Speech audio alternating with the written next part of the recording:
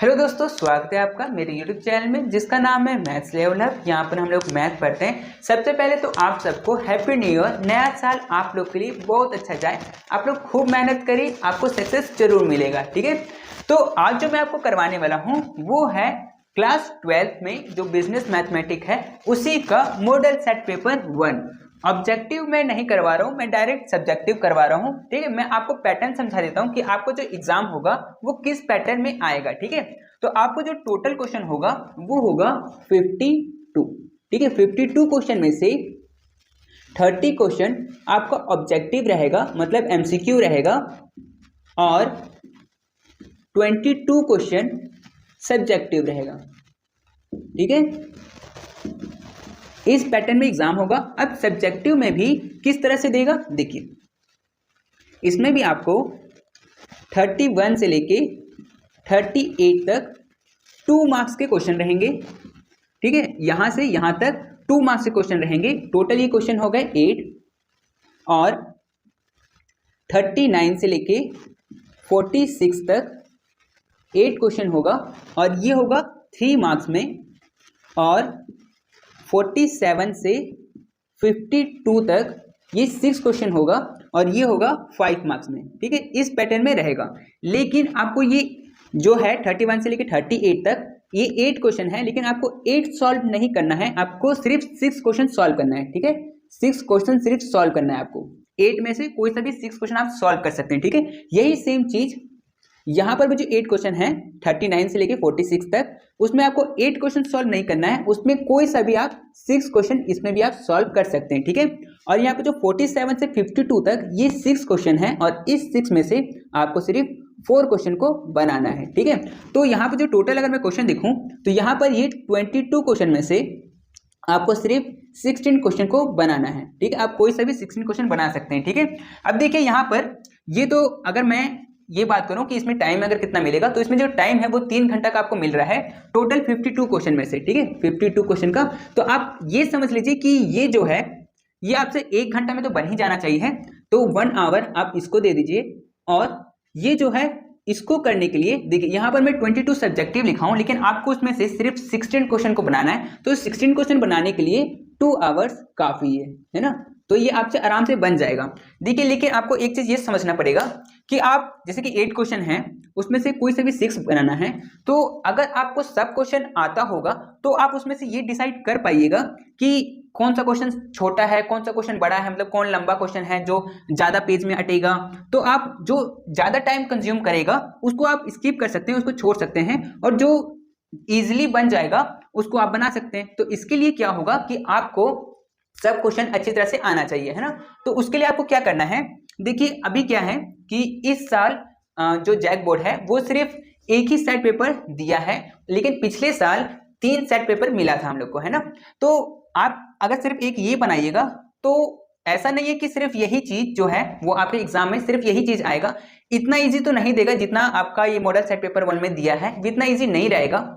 तो आपको क्या करना है, प्रैक्टिस के लिए पहले तो आप अपना सिलेबस कंप्लीट करिए, उसके बाद प्रैक्टिस के लिए आप मॉडल सेट पेपर बना सकते हैं। इस साल का भी सॉल्व करिए, और प्रीवियस ईयर का भी 3-3 जो सब्जेक्टिव और ऑब्जेक्टिव का 3-3 सैंपल पेपर आया था, तो वो आप बना सकते हैं। मैंने उसका सॉल्यूशन जो है वो मैंने अपलोड किया हुआ है, आप उसे देख सकते हैं, मैं डिस्क्रिप्शन में लिंक दे दूंगा। ठीक है, तो वो सिर्फ आप प्रैक्टिस के लिए रखिएगा। ठीक है, ताकि अगर आपसे क्वेश्चन इससे पूछे मॉडल सेट पेपर से तो आप वो भी बना पाए, है ना। तो ये तो हो गया, आप ये समझ गए होंगे। तो चलो ठीक है, मैं एक काम करता हूँ, ये जो क्वेश्चन मैं लिखा हूँ ये मैं आपको सॉल्व करवा देता हूँ। ठीक है, तो ठीक है, तो चलिए हम लोग क्वेश्चन नंबर 31 को बनाते हैं। क्वेश्चन नंबर 31 में बोला गया है find the 10th term of the AP. ये जो एपी दिया हुआ है इसका हम लोग को 10th टर्म पता करना है। ठीक है, तो चलिए इसको करते हैं।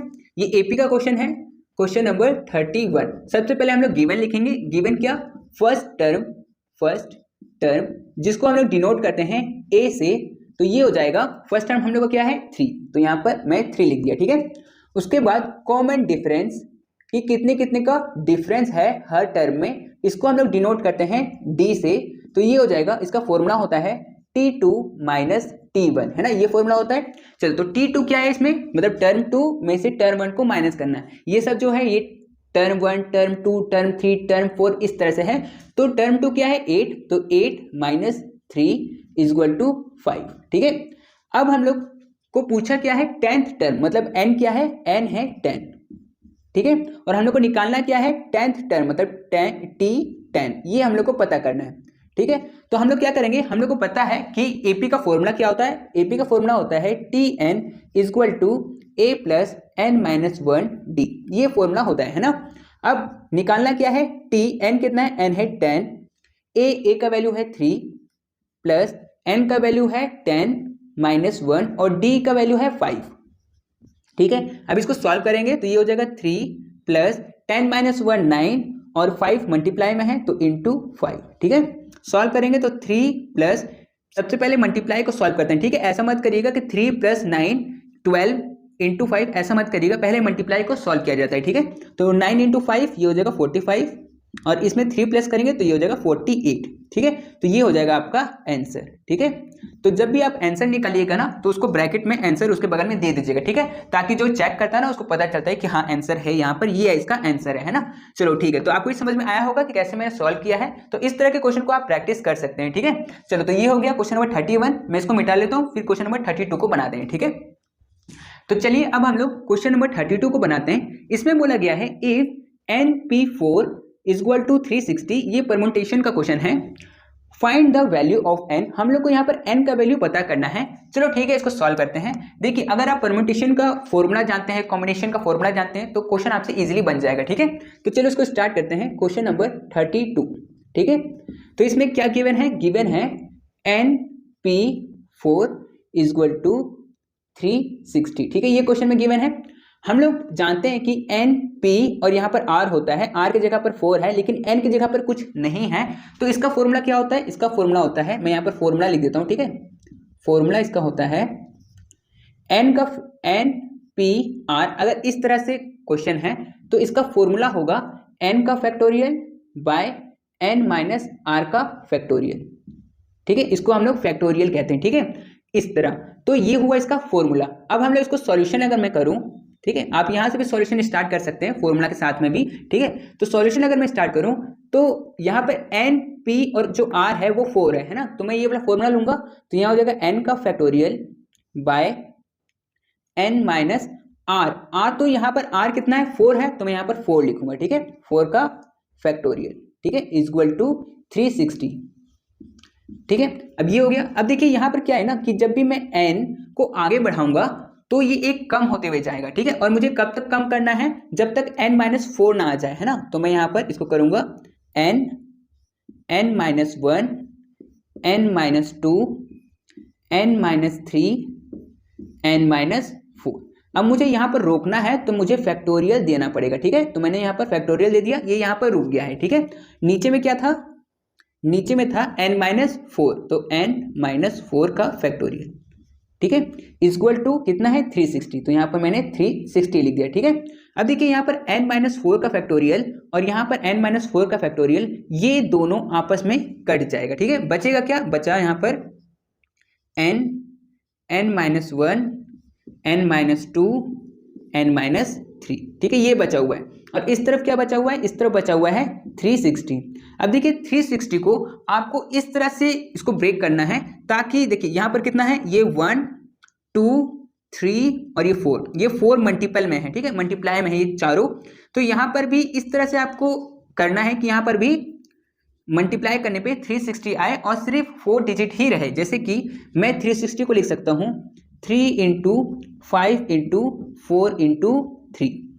ठीक है, 6 5 जा 30, 34 जा 120, 123 जा 360, है ना। तो इसको मल्टीप्लाई करने पे 360 आ रहा है और साथ में ये भी 4 है, इस तरफ 4 है तो इस तरफ भी 4 होना चाहिए, जैसे 1 2 3 4। ठीक है, अब देखिए यहाँ पर जो ये फर्स्ट वाला n है ये इसके लिए, फर्स्ट वाले के लिए। ठीक है, और हम लोग को इसको डिक्रीजिंग ऑर्डर में ही लिखना होता है। आप ऐसा नहीं कर सकते 3 4 5 6, ऐसा नहीं कर सकते, इसको डिक्रीजिंग ऑर्डर में करना होता है, क्योंकि ये भी जो है वो डिक्रीजिंग ऑर्डर में ही है। ठीक है, चलो तो इसको क्या करेंगे, ये जो फर्स्ट वाला है ये फर्स्ट वाले के लिए है, तो ये इसका आंसर आ गया है। Therefore n equal to 6, n का वैल्यू कितना होगा 6 होगा। ठीक है, बाकी को भी अगर आप सॉल्व करिएगा ना तो वही आएगा, जैसे कि n माइनस 1, जैसे कि यहाँ पर n माइनस 1 इक्वल टू ये वाला इसके लिए 5 के लिए, तो अगर मैं यहाँ पर 5 लिखूँ तो ये -1 उधर जाएगा तो प्लस हो जाएगा, तो n इज इक्वल टू 5 + 1 और ये भी क्या आएगा 6 आएगा। तो मतलब आप किसी को भी सॉल्व करिएगा तो वो 6 ही आएगा, ठीक है।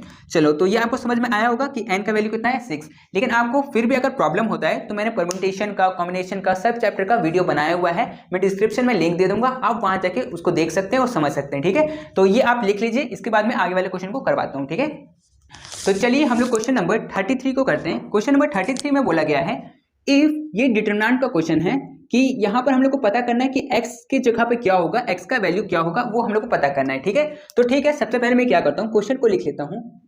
ये क्वेश्चन नंबर 33 है और इसमें दिया हुआ है कि x और 5x इज इक्वल टू 24, ठीक है। ये क्वेश्चन दिया है, ये डिटरमिनेंट का क्वेश्चन है। इसको सॉल्व कैसे करना है, क्रॉस मल्टीप्लाई करना होता है, ठीक है।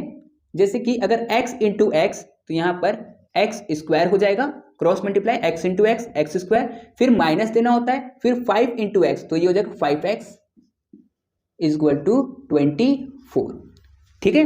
अब इसको क्या करिए, जो 24 है इसको इस तरफ ले आइए, तो इस तरफ तो ये प्लस में है, इस तरफ आएगा तो माइनस हो जाएगा, तो ये हो जाएगा x square minus 5x minus 24 is equal to 0, ठीक है।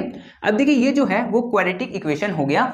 अब इसको सॉल्व कैसे करना होता है, जो यहाँ पर एक्स स्क्वायर है इसके पहले में जो भी डिजिट होता है, जैसे कि कुछ भी नहीं है तो हम लोग मान सकते हैं कि यहाँ पर 1 है ना, तो 1 इंटू और सबसे लास्ट में जो नंबर होता है उसको, तो 1 इंटू 24, ये हो जाएगा 24, 1 इंटू 24, तो यहाँ पर 24 का एलसीएम लेंगे हम लोग, तो यहाँ पर आएगा 2, 12, 2, 6, 2, 3, 3 और 1, ठीक है, ये आया। अब इसकी हेल्प से आपको -5 लेके आना है, ठीक है। कैसे, जैसे कि 2 2 जा 4, 4 2 जा 8, इन तीनों को मल्टीप्लाई करने पे 8 आ रहा है और एक ये 3 है, तो अगर मैं 8 - 3 करूं तो 5 आ जाएगा, लेकिन मुझे 5 नहीं चाहिए, मुझे चाहिए है -5। तो उसके लिए क्या करूंगा, इसका साइन चेंज कर दूंगा, -8 + 3, ठीक है, इज इक्वल टू -5।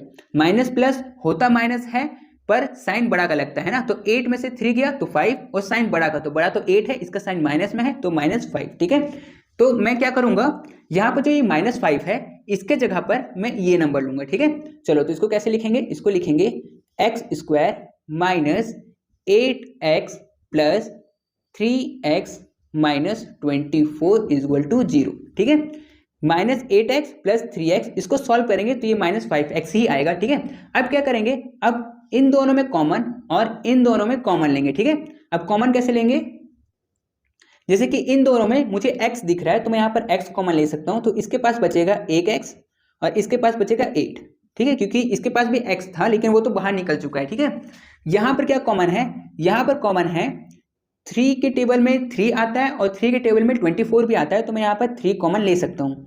तो यहाँ पर क्या आएगा, यहाँ पर मैं 3x में 3 बाहर निकाल लिया हूँ तो यहाँ पर x बचा, माइनस माइनस और 3 के टेबल में 24 आता है 8 बार में, इज इक्वल टू 0। अब देखिए आपको पता कैसे चलेगा कि आपने जो सॉल्व किया है वो सही है कि नहीं, आपका ब्रैकेट के अंदर वाला सेम आना चाहिए, ठीक है। तो अगर सेम आया तो आपका सही है, ठीक है। तो यहाँ पर x -8, एक बार ब्रैकेट के अंदर वाला और एक बार ब्रैकेट के बाहर वाला, तो ब्रैकेट के बाहर में क्या है x + 3, तो यहाँ पर x + 3, ठीक है, इज इक्वल टू 0, ठीक है।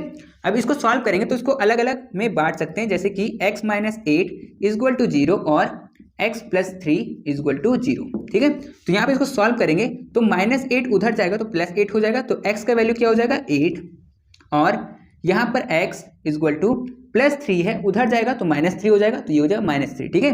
तो यहाँ पर x का 2 वैल्यू आ गया है और दोनों वैल्यू जो है वो सही है, ठीक है।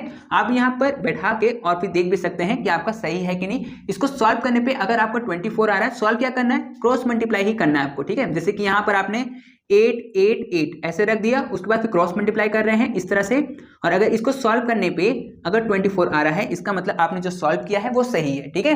जैसे कि अगर मैं आपको करके दिखाऊं तो मैं 8 को लेता हूं, ठीक है। तो 8 को अगर मैं यहाँ पर लूं तो ये हो जाएगा 8 का स्क्वायर और यहाँ पर भी 8 हो जाएगा, ठीक है। अब इसको अगर मैं सॉल्व करूं तो 8 का स्क्वायर होता है 64 माइनस 5 8 जा 40, इसको माइनस करूंगा तो 24 आएगा, है ना, तो 24 आ गया, ये रहा, है ना। और अगर मैं -3 भी अगर रख के करूंगा ना तो भी मेरा 24 ही आएगा। देखिए मैं करूं -3 का स्क्वायर 9 होता है, ठीक है, और यहाँ पर -3 तो माइनस माइनस प्लस हो जाएगा प्लस, और ये हो जाएगा 15, तो 9 + 15 24 है ना, तो ये भी 24 आ रहा है। तो इसका मतलब आपने जो सॉल्व किया है, आपको जो आंसर आया है वो सही है, ठीक है। तो आप ऐसे चेक भी कर सकते हैं कि आपका आंसर सही है कि नहीं है, ठीक है। चलो, तो ये था क्वेश्चन नंबर 33। इसके बाद क्वेश्चन नंबर 34 को करते हैं, ठीक है। आप लोग इसको लिख लीजिए। तो चलिए हम लोग क्वेश्चन नंबर 34 को करते हैं। 34 में क्या दिया हुआ है, फाइंड अरिथमेटिक मीन, हम लोग को मीन निकालना है। और ये क्वेश्चन दिया हुआ है, देखिए क्वेश्चन आपको जो है ये 2 मार्क्स का है, तो आप इसको डायरेक्ट मेथड से बना सकते हैं, ठीक है। अब डायरेक्ट मेथड है क्या, देखिए आपको 2 चीज तो क्वेश्चन में गिवन रहेगा, ये साइज और ये फ्रीक्वेंसी, ठीक है। ये तो दोनों चीज दिया हुआ है, इसको आपको लिखना है। उसके बाद आपको प्रोडक्ट करना है, मतलब मल्टीप्लाई करना है। जैसे कि जो ये साइज है वो x, उसको x लेंगे, फ्रीक्वेंसी को f लिए हैं, और प्रोडक्ट मतलब इन दोनों को मल्टीप्लाई करना है। जैसे कि 0 × 1, तो ये तो 0 हो जाएगा, 1 × 9, तो ये 9 हो जाएगा, 2 × 26 52, 3 × 59, ये जो 117। इसी तरह से सबको मल्टीप्लाई करना है और यहाँ पर लिखना है, ठीक है। उसके बाद आपको क्या करना है, यहाँ पर नीचे में इस पूरे का टोटल करना है, जिसको हम लोग समीशन, ये जो साइन है ये समीशन का साइन है, इसका मतलब होता है सम करना, जोड़ना, ठीक है। तो ये सबको हम लोग जोड़ेंगे, तो जोड़ने पे आया 256, और इस साइड को भी जोड़ेंगे तो ये क्या होगा, ये समीशन f(x) मतलब f × x, तो इसका अगर सम किए तो आया 1017, ठीक है। अब इसका फॉर्मूला होता है मीन का, तो मीन इसको हम लोग डिनोट करते हैं x और ऊपर में बार इक्वल टू, इसका फॉर्मूला होता है summation f(x) bye summation f, ठीक है। मतलब ये वाला चीज ऊपर में लिखेंगे और ये वाला चीज नीचे में, तो ये हो जाएगा 1017 बाय 256, ठीक है। इसको इससे काटेंगे, डिवाइड करेंगे तो आएगा 3.97, तो ये आपका आंसर हो जाएगा, ठीक है। तो इस तरह से मेन वाले क्वेश्चन को सॉल्व करना था, ठीक है। तो आपको समझ में आ गया होगा। चलिए इसके बाद क्वेश्चन नंबर 35 को करते हैं, ठीक है। तो चलिए हम लोग क्वेश्चन नंबर 35 को करते हैं। क्वेश्चन नंबर 35 में बोला गया है, what is the probability of getting a king और a queen from a well shuffled pack of 52 cards. 52 cards में हम लोग को बताना है कि किंग और क्वीन आने के चांसेस कितने हैं, ठीक है। तो चलो ठीक है, इसको हम लोग सॉल्व करते हैं। जब भी आपका क्वेश्चन और में आए, इसका मतलब आपको ऐड करना होगा, ठीक है। चलो ठीक है, मैं इसको करवाता हूं। देखिए ये वाला चीज मैंने करवाया था कि कार्ड्स वाले में हम लोग कैसे समझते हैं, प्रोबेबिलिटी चैप्टर में मैंने ये करवाया था। तो अगर आपको कोई डाउट होगा तो आप उसको देख सकते हैं, ठीक है। चलो अभी मैं यहाँ पर करवा देता हूँ क्वेश्चन नंबर 35, ठीक है। चलो तो इसमें क्या है कि पहले हम लोग सबसे पहले लिखते हैं टोटल नंबर्स ऑफ कार्ड। तो टोटल नंबर्स ऑफ कार्ड, कितने कार्ड्स होते हैं, 52, ठीक है। उसके बाद हम लोग लिखेंगे नंबर्स ऑफ फेवरेबल, मतलब जो कि क्वेश्चन में हम लोगों से पूछा जाएगा वो हम लोग यहाँ लिखेंगे, ठीक है। फेवरेबल आउटकम, ठीक है। फेवरेबल आउटकम है क्या हम लोग का, हम लोग अभी सबसे पहले क्या करते हैं, किंग का निकालते हैं। तो आ किंग, ठीक है। तो आप बताइए कि 52 कार्ड में कितने किंग होते हैं। तो 52 कार्ड में किंग होते हैं 4, ठीक है। तो मैंने यहाँ पर 4 लिख दिया। अब फिर से नंबर्स ऑफ फेवरेबल आउटकम, देखिए मैंने ऐसे लिखा है लेकिन आपको पूरा पूरा लिखना होगा, ठीक है। और अब की बार हम लोग बात कर रहे हैं आ क्वीन, क्वीन, ठीक है। तो रानी कितनी होती है, 52 कार्ड में रानी भी 4 ही होती है, ठीक है, 4, ठीक है। तो ये करने के बाद में आपको फॉर्मूला लिखना होगा जो प्रोबेबिलिटी का फॉर्मूला होता है, ठीक है। PE equal two numbers of favourable outcome, numbers of favourable outcome by total possible outcome, ठीक है। ये इसका फॉर्मूला होता है, ठीक है। तो हम लोग का क्या है, हम लोग निकाल रहे हैं P, और जो ये E है ये इवेंट होता है इसका मतलब, और जो ये E है ये जो भी क्वेश्चन में आपसे पूछा जाए वो आपको यहाँ पे लिखना होगा। जैसे कि मेरे क्वेश्चन में पूछा गया था अ किंग और अ क्वीन, ठीक है। तो मैं यहाँ पे लिखूंगा अ किंग और अ क्वीन, ठीक है। जो भी क्वेश्चन में पूछा जाए वो आपको यहाँ पे लिखना होगा, ठीक है। इक्वल टू, अब देखिए इस क्वेश्चन में 2 चीज पूछा गया था, एक किंग का और एक क्वीन का। तो पहले मैं किंग का लिखता हूं। तो किंग 4, कितने में से, 52 कार्ड्स में से 4 किंग है, और प्लस 4 का 52 कार्ड्स में से 4 क्वीन भी है, ठीक है। तो ये किंग का, ये क्वीन का। तो जब भी आपका क्वेश्चन और में हो तो आपको ऐड करना होगा, ठीक है। तो चलिए इसको ऐड करते हैं।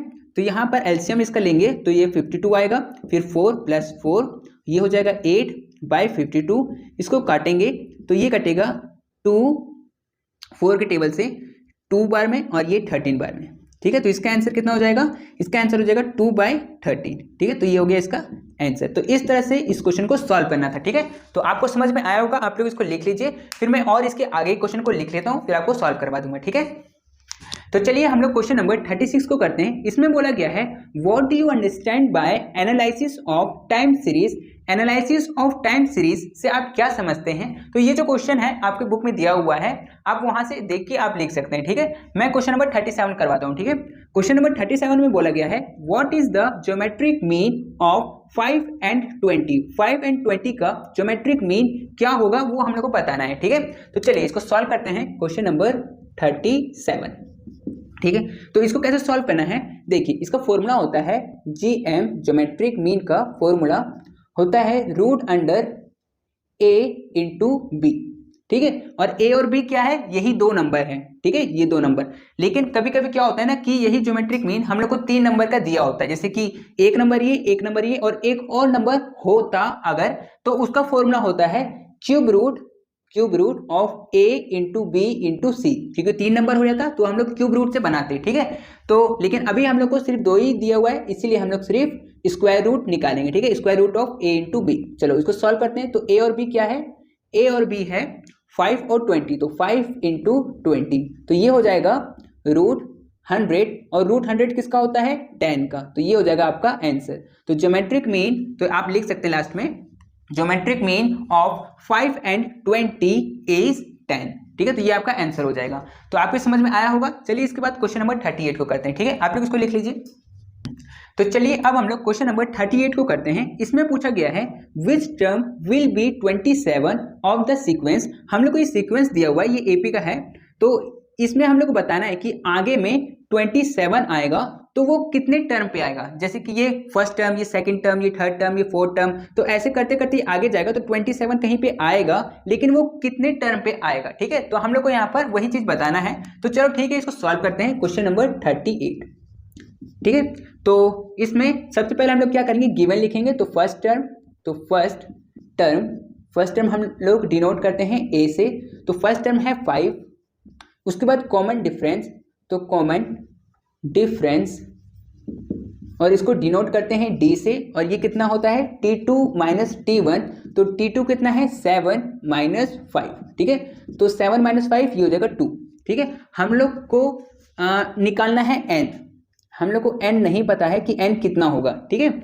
लेकिन हम लोग को ये पता है कि हम लोग को कहाँ तक जाना है, 27 तक। तो हम लोग मान लेते हैं कि जो 27 होगा वो हम लोग का लास्ट टर्म होगा, ठीक है। तो यहाँ पर Tn = 27, Tn हम लोग डिनोट कर रहे हैं लास्ट टर्म के लिए, ठीक है। चलो अब हम लोग फॉर्मूला लगाते हैं। तो हम लोग जानते हैं कि Tn का फॉर्मूला क्या होता है, Tn = होता है A + n - 1D, ठीक है, ये फॉर्मूला होता है। Tn का वैल्यू हम लोग को पता है कितना है 27, तो मैं यहाँ पर 27 लिख सकता हूँ, = A का वैल्यू भी मुझे पता है कितना 5 + n का वैल्यू मुझे नहीं पता है, इसे मैंने क्वेश्चन मार्क दिया है, तो मैं यहाँ पर नहीं लिखूंगा, सिर्फ n - 1 लिखूंगा। और d कितना है, d है 2, तो मैं यहाँ पर 2 लिख देता हूँ, ठीक है। अब इसको सॉल्व करते हैं। तो ये हो जाएगा 27 = 5 +, अब देखिए जो ये 2 है और ये जो ब्रैकेट में n - 1 है, तो ये जो 2 है वो अंदर दोनों के साथ मल्टीप्लाई होगा, ठीक है। मतलब एक बार n के साथ भी और एक बार 1 के साथ भी। तो 2 × n ये हो जाएगा 2n, फिर -2 × 1 ये हो जाएगा 2, ठीक है।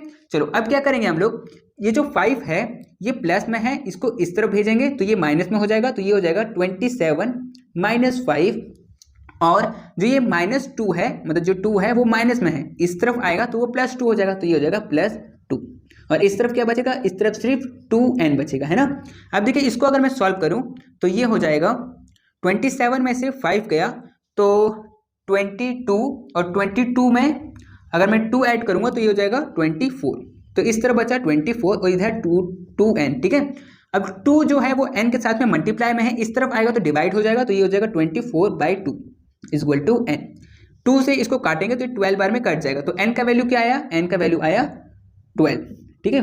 तो मतलब इसका मतलब कि हम लोग 12th टर्म तक आगे जाएंगे तो वहां पर हम लोग को 27 मिलेगा। ठीक है, तो आपको समझ में आया होगा। देखिए यहाँ पर था क्वेश्चन नंबर 38, यहाँ तक आपका 2 मार्क्स का था। उसके बाद क्वेश्चन नंबर 39 से 3 मार्क्स का हो जाएगा। ठीक है, तो चलो अब इसके बाद हम लोग क्वेश्चन नंबर 39 बनाते हैं जो कि 3 मार्क्स का होगा। ठीक है, तो आप लोग इसको लिख लीजिए।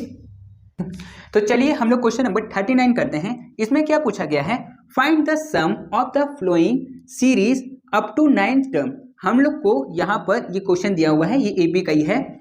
तो इसमें हम लोग को कहाँ तक ऐड करके बताना है, सम करके कहाँ तक का बताना है, 9th टर्म तक हम लोग को ऐड करना है। ठीक है, चलो ठीक है, इसको पहले सबसे पहले क्या करते हैं, गिवन लिख लेते हैं। ठीक है, तो क्वेश्चन नंबर 39, ठीक है, तो गिवन में क्या लिखते हैं हम लोग, फर्स्ट टर्म, तो फर्स्ट टर्म और इसको डिनोट करते हैं ए से, तो ये कितना है 2√3, ये है फर्स्ट टर्म। उसके बाद कॉमन डिफरेंस, तो कॉमन डिफरेंस ये हो जाएगा डी, और इसको हम लोग कैसे करते हैं, T2 माइनस T1 से। तो T2 टर्म 2 क्या है, टर्म 2 है 9/√3 माइनस, और ये T1 है 2√3। ठीक है, इसके नीचे कुछ नहीं है तो मैं 1 दे देता हूँ। ठीक है, अब अगर मैं इसका एलसीएम लूँ तो आएगा √3 को √3 से डिवाइड करेंगे तो 1 आएगा, तो 9 को 1 से मल्टीप्लाई करेंगे तो यहाँ पर 9 आएगा, और 1 को अगर √3 से अगर डिवाइड करेंगे तो √3 ही आएगा, और अगर मैं इसको √3 से मल्टीप्लाई करूं तो ये हो जाएगा 6।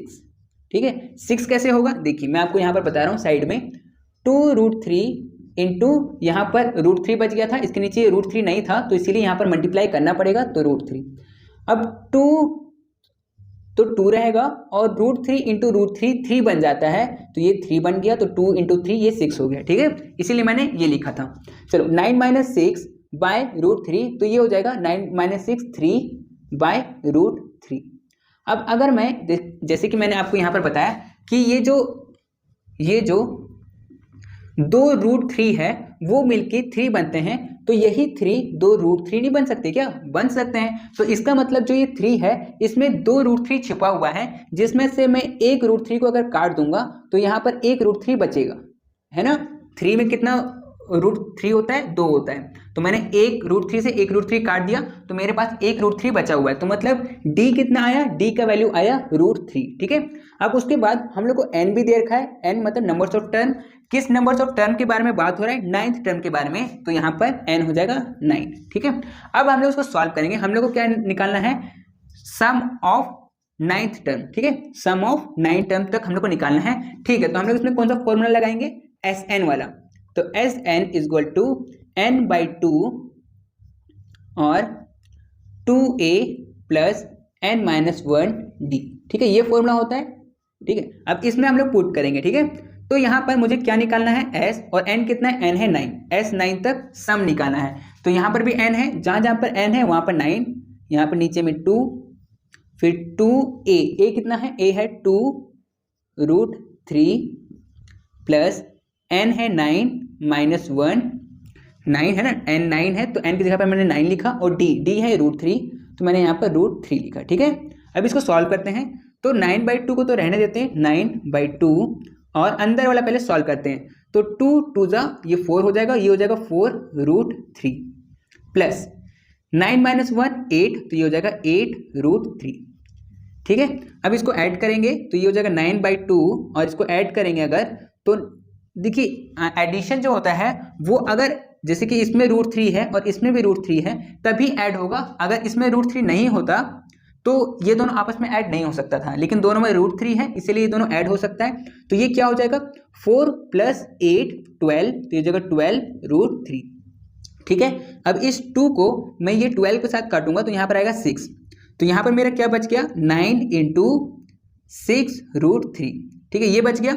अब देखिए मल्टीप्लाई में, ऐड में वैसा होता है कि दोनों में सेम चीज होना चाहिए था, √3 इसमें भी तो ऐड हो सकता था, लेकिन मल्टीप्लाई में वैसा नहीं है, मल्टीप्लाई में आप कर सकते हैं। ठीक है, तो 9 × 6 ये हो जाएगा 54, और √3 बच गया तो √3, तो ये हो जाएगा आपका आंसर। ठीक है, आप अगर इस चीज को 9th टर्म तक ऐड करिएगा तो आपका आंसर कितना आएगा, 54√3। ठीक है, तो आपके समझ में आ गया होगा क्वेश्चन नंबर 39। तो इसके बाद क्वेश्चन नंबर 40 को मैं करवा देता हूँ। ठीक है, आप लोग इसको लिख लीजिए। तो चलिए अब हम लोग क्वेश्चन नंबर 40 को करते हैं। इसमें पूछा गया है, इफ NC5 = NC7 तो हम लोग को इसमें फाइंड करना है n का वैल्यू। चलो ठीक है, तो इसको सॉल्व करते हैं। क्वेश्चन नंबर ये है 40। ठीक है, क्वेश्चन क्या दिया हुआ है, NC5 is equal to NC7। ठीक है, और हम लोग को इसमें पता करना है n का वैल्यू। ये जो क्वेश्चन है वो कॉम्बिनेशन से क्वेश्चन है, तो इसमें क्या होता है, देखिए ऊपर वाला तो सेम है, सी भी सेम है, लेकिन नीचे वाला अलग है। तो जब भी ये सिचुएशन रहे कि नीचे वाला अलग रहे, तो हम लोग क्या करते हैं, 5 डज नॉट इक्वल टू 7, 5 7 के इक्वल नहीं है, तो हम लोग को n निकालने के लिए ऐड करना पड़ता है। तो मैं यहाँ पर 5 + 7, ये जो दोनों हैं इन दोनों को ऐड करूंगा इज इक्वल टू n। तो अगर ऐड करूंगा तो मेरा n का वैल्यू आ जाएगा। तो 5 + 7 ये कितना हो जाएगा, 12। तो ये हो गया n का वैल्यू। ठीक है, तो ये हो जाएगा n से। ठीक है, तो इतना इजी था, आपको समझ में आ गया होगा। चलो ठीक है, ये था क्वेश्चन नंबर 40। इसके बाद मैं क्वेश्चन लिख लेता हूँ, उसके बाद फिर सॉल्व करते हैं हम लोग। ठीक है, आप लोग उसको लिख लीजिए। तो चलिए हम लोग क्वेश्चन नंबर 41 को करते हैं। इसमें पूछा गया है इफ x प्लस वाई का वैल्यू ये है और x माइनस वाई का वैल्यू ये है। ठीक है, find the value of x and y। हम लोग को x और y दोनों का वैल्यू पता करना है। ठीक है, ये जो क्वेश्चन है वो मैट्रिक्स से है, तो चलिए सॉल्व करते हैं इसको। ठीक है, क्वेश्चन नंबर 41।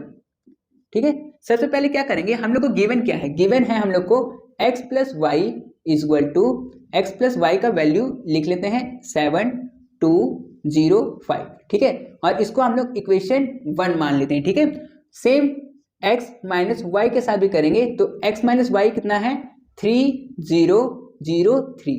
ठीक है, ये है इक्वेशन 2। ठीक है, उसके बाद हम लोग क्या करेंगे, एडिंग करेंगे। ठीक है, इस टाइप का अगर क्वेश्चन रहेगा x प्लस वाई और x माइनस वाई टाइप में, तो हम लोग उसको ऐड करेंगे। तो एडिंग इक्वेशन 1 एंड 2। ठीक है, देन वी गेट, तो हम लोग को क्या मिलेगा, चलिए करते हैं। तो इक्वेशन 1 में क्या है, x प्लस वाई। ठीक है, ये, और पहले हम लोग क्या करते हैं ना कि LHS को ऐड करते हैं और RHS को ऐड करते हैं। ठीक है, तो पहले मैं इन दोनों को ऐड करता हूं, तो x प्लस वाई, फिर यहाँ पर प्लस, फिर x माइनस वाई। ठीक है, इस साइड वाले को इस साइड में प्लस कर रहे हैं और इस साइड वाले को इस साइड करेंगे। ठीक है, तो इस साइड में क्या है, ये दोनों हैं, तो इसको करते हैं। ठीक है, तो ये हो जाएगा 7205। ठीक है, फिर इसको प्लस करेंगे 3003।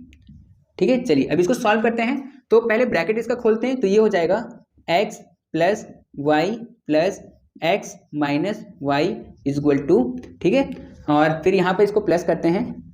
तो ये क्या होता है, आपको प्लस करना पता ही है, एडिशन मैंने आपको सिखाया था मैट्रिक्स में कैसे करते हैं, 7 + 3। तो यहाँ पर 7 + 3, फिर यहाँ पर 0 + 0, तो यहाँ पर 0 + 0, फिर यहाँ पर 2 + 0, यहाँ पर 2 + 0, फिर 5 + 3, फिर 5 + 3। ठीक है, ये हो गया। इस तरफ देखते हैं, तो प्लस वाई और माइनस वाई आपस में कट जाएगा। ठीक है, जब दो चीज सेम होता है और प्लस माइनस में होता है तो वो कट जाता है। ठीक है, चलो अब यहाँ पर क्या बचा, x प्लस x, तो ये क्या हो गया, 2x। ठीक है, 2x हो गया ये। और इस तरफ क्या बचा है, इस तरफ बचा हुआ है 7 + 3 10, 2 + 0 2, 0 + 0 0, 5 + 3 8। ठीक है, तो यहाँ पर ये बचा हुआ है। अब जो 2 है वो x के साथ में मल्टीप्लाई में है, इस तरफ आएगा तो वो डिवाइड हो जाएगा, तो ये हो जाएगा x इज इक्वल टू, ये सब के साथ डिवाइड हो जाएगा। ठीक है, जैसे कि 10 के साथ भी 10/2, फिर नीचे में 2/2, और फिर 0/2 और 8/2। ठीक है, इसको सॉल्व करेंगे तो आएगा x इज इक्वल टू 10/2, ये हो जाएगा 5, 2/2 ये हो जाएगा 1, 0/2 ये हो जाएगा 0, और 8/2 ये हो जाएगा 4। ठीक है, तो x का वैल्यू यहाँ पर आ गया। ठीक है, अब मुझे y का वैल्यू निकालना है, तो उसके लिए मैं क्या करूंगा, x का वैल्यू पुट कर दूंगा किसी भी एक इक्वेशन में, चाहे इक्वेशन 1 चाहे इक्वेशन 2, किसी में भी एक में। ठीक है, तो चलो ठीक है, मैं पुट करता हूँ यहाँ पर, putting the value of x in equation, किसी भी इक्वेशन में पुट कर सकते हैं, मैं 1 में कर रहा हूँ। ठीक है, चलो तो 1 इक्वेशन क्या है, पहले मैं लिख लेता हूँ, ये है x plus y is equal to 77205। ठीक है, ये है इक्वेशन 1। ठीक है, अब मुझे यहाँ पर ये x का वैल्यू पता है, तो मैं एक काम करता हूँ, मुझे यहाँ पर y का वैल्यू निकालना है, तो y को यहीं रहने देते हैं, x को उधर भेज देते हैं। ठीक है, तो इस तरफ तो x प्लस में है, उधर जाएगा तो माइनस में हो जाएगा, तो इस तरफ बचेगा y इज इक्वल टू 7205 और ये x उधर गया तो माइनस में हो जाएगा, तो माइनस एक्स। ठीक है, अब x का जो मैंने वैल्यू यहाँ पे निकाला था वो मैं यहाँ पे लिख दूंगा। ठीक है, चलो तो मैं यहाँ पे लिखता हूँ, तो ये हो जाएगा 7205। ठीक है, माइनस और यहाँ पर जो मैंने निकाला है यहाँ पर, तो यहाँ पर निकला 5104। ठीक है, अब इसको सॉल्व करते हैं। हम लोग को क्या करना है, सब्ट्रैक्ट करना है। तो ठीक है, करते हैं इसको। 7 - 5, तो 7 - 5, 0 - 0, 0 - 0, 2 - 1, 2 - 1 और 5 - 4, 5 - 4। ठीक है, इसको सॉल्व करते हैं। तो सॉल्व करने पे आएगा 2101। ठीक है, ये आया। तो ये किसका वैल्यू निकल रहा था, y का, और ये हम लोग x का पहले ही निकाल चुके थे, तो x और y का वैल्यू निकल चुका है। ठीक है, तो इस तरह से इस क्वेश्चन को सॉल्व करना था। तो ये था क्वेश्चन नंबर 41। इसके बाद 42 को मैं लिख लेता हूँ, फिर सॉल्व करवा दूंगा। ठीक है, आप लोग इसको लिख लीजिए। तो चलिए हम लोग क्वेश्चन नंबर 42 करते हैं। क्वेश्चन नंबर 42 में बोला गया है, इफ ए कोई सेट है एंड बी भी कोई सेट है, और हम लोग को पता करना है, then find A union B और सेकंड ए इंटरसेक्शन बी। ये दोनों हम लोग को पता करना है। ठीक है, तो चलो ठीक है, ये जो क्वेश्चन है ये सेट थ्योरी का क्वेश्चन है। तो इसको कैसे बनाते हैं, देखिए क्वेश्चन नंबर 42। ठीक है, हम लोग को गिवन क्या क्या है पहले वो लिख लेते हैं। हम लोग को गिवन है ए गिवन है 3, 5, 7, 9। ठीक है, ये ए गिवन है, और क्या गिवन है, और गिवन है बी गिवन है 6, 8, 10। ठीक है, ये बी गिवन है। हम लोग को क्या निकालना है, हम लोग को निकालना है ए यूनियन बी। ठीक है, तो चलो first number A union B. ठीक है, ये निकालना है। तो पहले ए का वैल्यू मैं लिखूंगा। ए का वैल्यू क्या है, ए का वैल्यू है 3, 5, 7, 9। ठीक है, ये है। फिर यूनियन का साइन, फिर बी क्या है, बी है 6, 8, 10। ठीक है, अब देखिए यहाँ पर ये यूनियन है, इसका मतलब होता है कि दोनों में जो भी नंबर है वो सबको लिख देना है। ठीक है, तो यहाँ पर दोनों में इसमें क्या है, 3, 5, 7, 9 है ना, ये है। और इसमें क्या है, इसमें है 6, 8 और 10। ठीक है, सबको मिला के मैंने लिख दिया है, उसी को हम लोग यूनियन से डिनोट करते हैं। ठीक है, तो चलो ये आपको समझ में आया कि यूनियन अगर आएगा तो आपको दोनों सेट में से मिला के लिख देना है। ठीक है, और चलो अगर इंटरसेक्शन आए, जो कि इसमें सेकंड नंबर में पूछा गया है कि ए इंटरसेक्शन बी, है ना, सेकंड नंबर में पूछा गया है। तो इसमें कैसे करना है, जैसे कि ए, पहले ए लिख लेते हैं। ए का क्या है, ए है 3, 5, 7, 9। ठीक है, उसके बाद इंटरसेक्शन का साइन, तो इंटरसेक्शन। उसके बाद फिर बी क्या है, 6, 8, 10, 6, 8, 10। ठीक है, अब देखिए इन दोनों में जब भी हम लोग इंटरसेक्शन निकाल रहे हैं, तो दोनों में जो कॉमन है, मतलब दोनों में इस वाले सेट में भी वो चीज हो, वो नंबर हो, और इस वाले में भी वो नंबर हो, तो उस नंबर को हम लोग को यहाँ लिखना होता है। जैसे कि इसमें कोई भी ऐसा नंबर नहीं है जो इसमें हो, तो इसीलिए इसमें कुछ भी कॉमन नहीं है, तो हम लोग उसको खाली छोड़ सकते हैं। ठीक है, तो या फिर ये लिख सकते हैं या फिर ये लिख सकते हैं। ठीक है, दोनों में से आप कुछ भी लिख सकते हैं। अब देखिए ये मैं क्यों लिखा, क्योंकि इन दोनों में कुछ कॉमन है ही नहीं, है ना। अगर कुछ कॉमन होता, जैसे कि मैं मान लेता हूं कि चलो ये 5 नहीं होता, अगर ये 6 होता, ठीक है, अगर ये 6 होता तो इसमें भी 6 था, इसमें भी 6 है, तो मैं यहाँ पर 6 लिख सकता था, क्योंकि 6 दोनों में था। लेकिन अभी क्या है, अभी दोनों में मुझे कुछ भी कॉमन नहीं दिख रहा है, तो मैं यहाँ पर क्या करूँगा, ऐसे इसको खाली छोड़ दूंगा। ठीक है, तो ये हो गया इसका आंसर। तो आपको समझ में आया होगा कि अगर यूनियन पूछे तो क्या करना है और इंटरसेक्शन पूछे तो आपको क्या करना है। ठीक है, चलो ये था क्वेश्चन नंबर 42। इसके बाद क्वेश्चन नंबर 43 करते हैं। ठीक है, आप लोग लिख लीजिए इसको।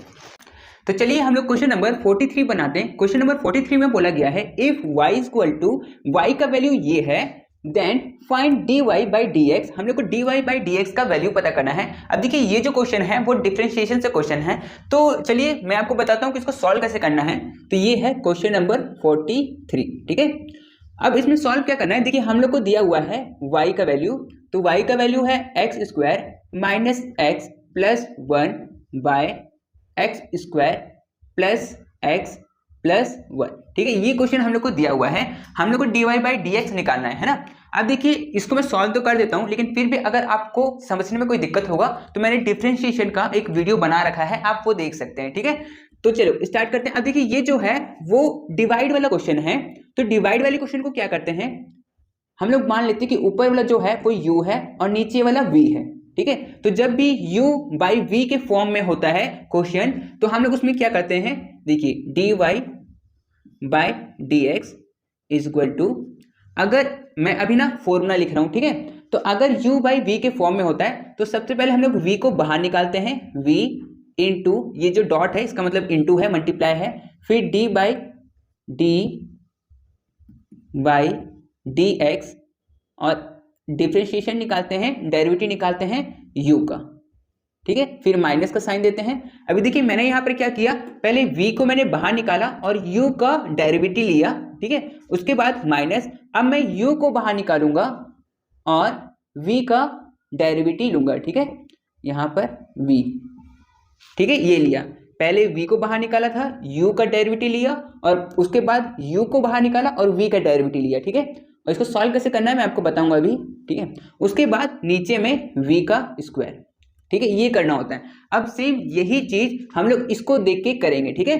चलो तो अब करते हैं इसको। चलो हम लोग क्या निकाल रहे हैं, dy बाई dx, ठीक है। चलो तो सबसे पहले v हम लोग का इसमें क्या है, v है ये वाला, तो इसको हम लोग बाहर निकालेंगे तो ये हो जाएगा x square plus x plus 1, ठीक है, ये हो गया, ठीक है।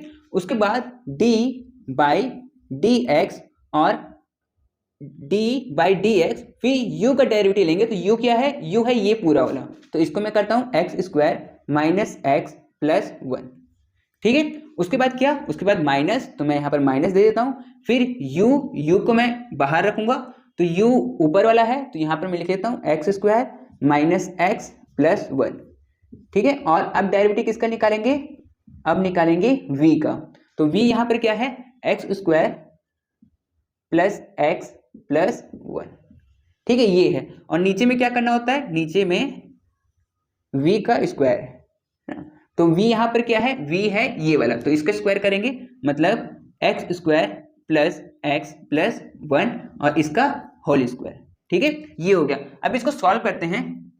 देखिए अगर आपको कुछ भी दिक्कत होगा ना तो आप सबसे पहले वीडियो देख लीजिएगा जो मैं बनाया हूं डिफरेंशिएशन का, तब आपको ये समझने में बहुत आसान लगेगा। अभी क्या है, इसमें फॉर्मूला बहुत सारे होते हैं तो हो सकता है कि आपको कहीं ना किसी पार्ट में दिक्कत हो सकता है, ठीक है, क्योंकि ये जो है वो थोड़ा सा एडवांस वाला है। हम लोग पहले जब डिफरेंशिएशन सीखते हैं तो छोटा छोटा करके सीखते हैं, ठीक है, लेकिन फिर भी मैं कोशिश कर रहा हूँ कि आपको ये समझ में आए, लेकिन फिर भी दिक्कत हो तो आप देख सकते हैं वीडियो, ठीक है। चलो तो अब क्या करेंगे, इसको तो ऐसे ही लिख देंगे, तो यहाँ पर मैं लिख देता हूँ x square plus x plus 1 और इसका डेरिवेटिव निकालेंगे। तो देखिए यहाँ पर ना जब इसको सॉल्व करते हैं तो ये हो जाएगा, इसको ये हो जाएगा 2x माइनस 1, ठीक है। अब ये ऐसा हुआ क्यों, क्योंकि एक फॉर्मूला होता है, यहाँ पर मैं वो फॉर्मूला लिख देता हूँ कि अगर x का पावर n है तो ये हो जाएगा nx n माइनस 1, ठीक है, ये हो जाता है। अब देखिए इस केस में यहाँ पर x का पावर 2 था, तो अगर x का पावर अगर 2 था तो ये क्या बन जाएगा, पहले n को लिखना होता है, n मतलब पावर, तो पावर क्या था 2, फिर उस पर x को लिखना होता है, फिर n माइनस 1, तो n क्या है 2, तो 2 माइनस 1, तो 2 माइनस 1 1, तो ये क्या आएगा 2x, ठीक है, क्योंकि 2 माइनस 1 तो 1 रहेगा, तो 1 आप दिखा भी सकते नहीं भी, तो इसीलिए मैंने यहाँ पर 2x लिखा है, फिर माइनस, क्योंकि यहाँ पर माइनस था और यहाँ पर x। अब देखिए x का पावर कुछ नहीं है तो मतलब 1 है, x का पावर 1 है, तो जब मैं इसको सॉल्व करूंगा तो मैं यहाँ पे लिखूंगा 1x और 1 माइनस 1, है ना, क्योंकि nx n माइनस 1 होता है, तो n तो यहाँ पर 1 है, तो 1 माइनस 1 0, तो यहाँ पर 1 और x का पावर 0, तो x का पावर 0, तो ये तो कट जाएगा, सिर्फ बचेगा 1, है ना, तो इसीलिए मैंने यहाँ पर 1 लिखा है ना। अगर फिर भी दिक्कत होगा तो आप देख सकते हैं वीडियो, ठीक है, क्योंकि मुझे पता है कि ये थोड़ा कॉम्प्लिकेटेड हो जाता है, ये थोड़ा बड़ा वाला क्वेश्चन है इसीलिए, ठीक है। चलो तो ये आपको समझ में आया होगा क्यों हुआ। उसके बाद फिर हम लोग माइनस का साइन देंगे और फिर इसको सॉल्व करेंगे, ठीक है। ये वाला तो सॉल्व करने का जरूरत नहीं है, तो इसको मैं ऐसे लिख देता हूँ x square minus x plus 1, ठीक है। फिर यहाँ पर d बाई डी एक्स, इसको सॉल्व करेंगे तो इसको भी सेम वैसे सॉल्व करना है जैसे मैंने इसको सॉल्व किया था, ठीक है, वो वाला चीज ये वाला फॉर्मूला लेके, ठीक है। तो यहाँ पर ये क्या हो जाएगा, ये हो जाएगा 2x प्लस 1, ठीक है। और जो यहाँ पर जैसे कि यहाँ 1 है तो आप बोलिएगा कि इसको आपने किया, इसको किया, इस 1 को क्यों नहीं किया, तो यहाँ पर 1 को करने पे 0 आता है, ठीक है, तो इसीलिए इसको मैंने नहीं किया था, ठीक है। चलो ये तो आपको समझ में आ गया कैसे मैंने लिखा है। चलो उसके बाद उसके बाद जो नीचे में है उसको लिख देते हैं। तो यहाँ पर नीचे में है x square plus x plus 1 और इसका होल स्क्वायर। ठीक है, अब सॉल्व करते हैं इसको, नीचे वाले को ऊपर वाले को। तो ये ना मल्टीप्लाई होगा, ये एक बार इसके साथ होगा और एक बार इसके साथ होगा। तो ये क्या हो जाएगा 2x क्यूब। ठीक है, क्योंकि यहाँ पर 2 है यहाँ पर 1 है तो क्यूब हो गया। फिर उसके बाद माइनस ये 1 के साथ होगा तो एक्स स्क्वायर, फिर x इसके साथ होगा तो ये हो जाएगा प्लस 2x स्क्वायर, फिर ये 1 के साथ होगा तो माइनस x, फिर ये 1 इसके साथ होगा तो प्लस 2x और फिर ये इसके साथ होगा तो माइनस 1। ठीक है, ये हो गया इसका। ठीक है, अब आगे बढ़ेंगे तो यहाँ पर माइनस और इसको सॉल्व करेंगे तो ये हो जाएगा 2x क्यूब, मतलब ये वाला एक बार इसके साथ और फिर इसके साथ, फिर वही चीज ये इसके साथ और फिर इसके साथ, ऐसे दोनों के साथ होता है। ठीक है, तो ये 2x क्यूब, फिर 2x क्यूब और फिर प्लस एक्स स्क्वायर, फिर ये इसके साथ होगा तो माइनस 2x स्क्वायर, फिर माइनस प्लस माइनस x, फिर ये 1 होगा इसके साथ तो ये हो जाएगा प्लस 2x और ये प्लस 1। तो ये हो गया ये सॉल्व। ठीक है, और नीचे वाले को सेम वैसे ही लिख देते हैं। तो नीचे वाले को लिख देता हूँ मैं, तो ये हो जाएगा x square plus x plus 1 और इसका होल स्क्वायर। ठीक है, चलो आगे करते हैं इसको। तो अब देखिए अब क्या होगा, जैसे कि यहाँ पर 2x क्यूब है तो इसके जैसे तो कोई सेम है नहीं इसमें, तो यहाँ पर मैं 2x क्यूब लिख देता हूँ, फिर माइनस एक्स स्क्वायर और प्लस 2x स्क्वायर, तो माइनस प्लस माइनस 2 में से 1 गया तो 1 और साइन बढ़ा का तो यहाँ पर प्लस एक्स स्क्वायर रह जाएगा। ठीक है, क्योंकि यहाँ पर 1 है कुछ नहीं है तो 1 है, तो माइनस 1 प्लस 2 प्लस 1 होगा, तो इसीलिए यहाँ पर मैंने प्लस 1 लिखी, या फिर 1 नहीं भी लिखिएगा तो भी चलेगा। ठीक है, फिर यहाँ पर माइनस प्लस माइनस 2 में से 1 गया तो 1 और साइन बढ़ा का तो बड़ा तो 2 है, तो यहाँ पर फिर से प्लस एक्स। ठीक है, फिर बच गया क्या माइनस 1। ठीक है, ये हो गया इधर का सॉल्व। ठीक है, अब उधर का करते हैं। तो उधर का क्या है माइनस और 2x क्यूब प्लस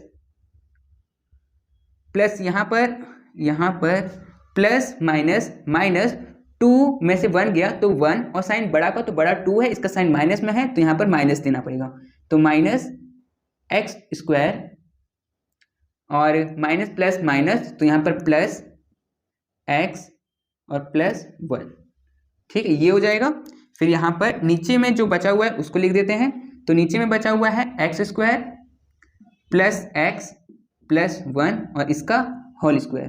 ठीक है, ये बचा हुआ है। चलो अब इसका क्या करेंगे, इसका ब्रैकेट को खोलेंगे। तो ब्रैकेट खोलने पे क्या होगा, क्योंकि ब्रैकेट के बाहर में माइनस है तो अंदर वाला सब साइन चेंज हो जाएगा। ठीक है, तो यहाँ पर ये हो जाएगा 2x cube plus x square plus x minus 1 minus 2x cube minus, sorry ये प्लस हो जाएगा क्योंकि माइनस माइनस प्लस हो जाएगा, x square plus minus x minus 1। ठीक है, अंदर वाला जो भी साइन था वो चेंज हो गया। ठीक है, चलो और नीचे में जो बचा हुआ है उसको लिख देते हैं। तो नीचे में बचा हुआ है x square plus x plus 1 और इसका होल स्क्वायर। ठीक है, अब देखते हैं इसमें जो कटेगा उसको काट देते हैं, जैसे कि 2x क्यूब और यहाँ पर माइनस 2x क्यूब, तो ये प्लस और माइनस में सेम है तो कट गया। फिर यहाँ पर प्लस एक्स स्क्वायर और यहाँ पर प्लस एक्स स्क्वायर, और ये तो नहीं कटेगा क्योंकि दोनों प्लस में है। यहाँ पर प्लस एक्स और यहाँ माइनस एक्स, ये दोनों आपस में कट जाएगा, ये कट गया और ये कट गया।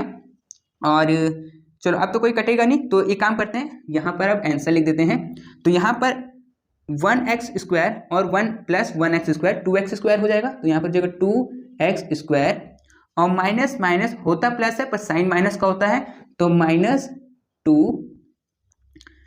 टू और तो कुछ बचा नहीं है, नहीं और कुछ नहीं बचा है, तो बस अब नीचे में जो बचा हुआ है उसको लिख देते हैं। तो यहाँ पर x square plus x plus 1 का होल स्क्वायर। ठीक है, तो ये हो गया आपका आंसर।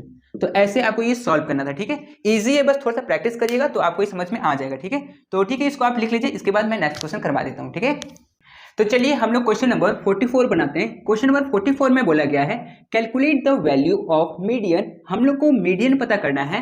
तो ठीक है, देखिए ये दो चीज तो आपको क्वेश्चन में गिवन रहेगा। तो आपको क्या करना है, इस तरह का टेबल बनाना है और फर्स्ट में वेजेस जो कि क्वेश्चन में दिया हुआ है, उसके बाद नंबर्स ऑफ वर्कर जो कि क्वेश्चन में दिया हुआ है, और जो थर्ड कॉलम बनेगा उसमें आप CF दीजिएगा। ठीक है, CF मतलब कॉम्युलेटिव फ्रीक्वेंसी। ठीक है, CF का मतलब अब इसमें भरना कैसे है, इसमें ऐड करके हम लोग को भरना होता है। जैसे कि यहाँ पर 50, तो 50 यहाँ पे लिख दिए।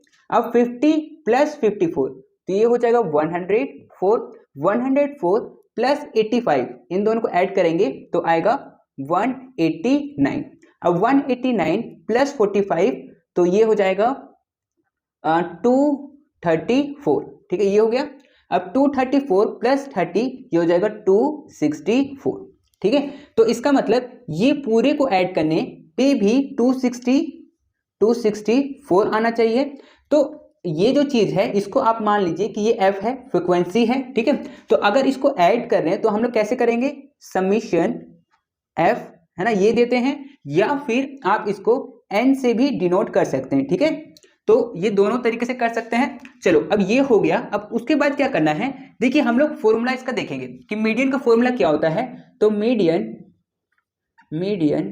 Is equal to L1 plus I by F और फिर इंटू M माइनस CF, ये होता है इसका फॉर्मूला मीडियन का। ठीक है, अब देखिए इसमें L1 I F M CF ये सब क्या है, तो ये चीज को मैं यहां पर बताता हूं। ठीक है, ये करने के बाद में आपको सबसे पहले M निकालना है। ठीक है, तो M कैसे निकलेगा, M निकालने का फॉर्मूला होता है n/2।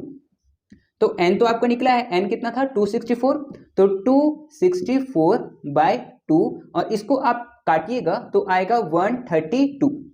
ठीक है, तो 132। अब आपको यहां पर ये देखना है कि m का वैल्यू तो आपका आ गया है 132, लेकिन बाकी चीज को देखने के लिए 132 से बड़ा, इस वाले में 132 से बड़ा कौन सा है, तो 189 132 से बड़ा है ना। तो बस ये वाला लाइन को आपको ले लेना है, ये पूरी लाइन को आपको ले लेना है। ठीक है, तो अब इसमें क्या है, इसमें जो ये 50 है ये लोअर टर्म हो जाएगा, ये हो जाएगा L1।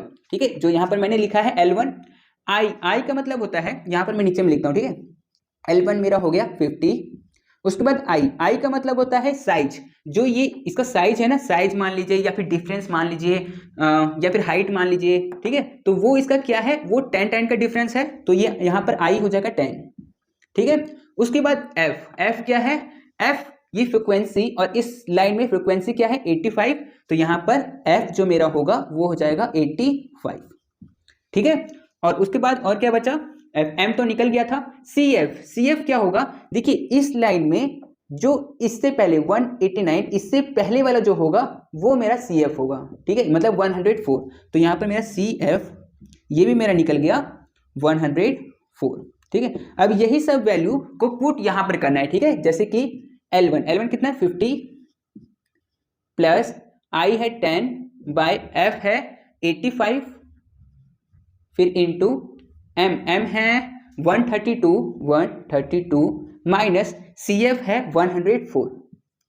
ठीक है, अब बस इसको सॉल्व करना है। तो ये हो जाएगा 50 प्लस इसको काटते हैं तो ये 5 के टेबल से 2 बार में और 5 के टेबल से 17 बार में कट जाएगा, तो यहाँ पर आएगा 2/17 इंटू 132 में से 104 जाएगा तो बचेगा 28।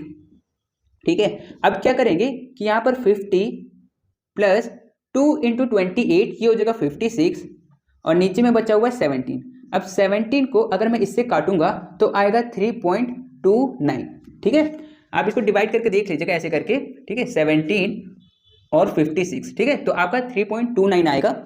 अब यहाँ पर क्या बचा, 50 प्लस 3.29 इन दोनों को ऐड करेंगे तो ये हो जाएगा 53.29। तो ये आपका आंसर हो जाएगा। ठीक है, तो इस तरह से मीडियन के क्वेश्चन को सॉल्व करना होता है। ठीक है, तो ठीक है आप लोग उसको लिख लीजिए, फिर मैं नेक्स्ट क्वेश्चन को करवा देता हूँ। ठीक है, तो चलिए हम लोग क्वेश्चन नंबर 45 को करते हैं। क्वेश्चन नंबर 45 में बोला गया है फाइंड मोड, हम लोग को मोड पता करना है। देखिए आप लोग क्या करिएगा कि जो मेन मीडियन मोड चैप्टर में जो आपको करवाया है उसको आप अच्छी तरह से देख लीजिएगा कि किस तरह के क्वेश्चन पूछे जाने पे किस टाइप का फॉर्मूला लगता है। ठीक है, क्योंकि बोर्ड में मीडियन मोड से क्वेश्चन बहुत आते हैं, ठीक है।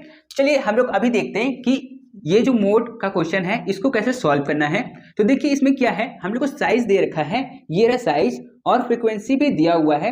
तो मोड में क्या होता है, आपको ये ढूंढना होता है कि सबसे ज्यादा फ्रीक्वेंसी किसका है। जैसे कि यहाँ पर सबसे ज्यादा वैल्यू किसका है, 40, ये।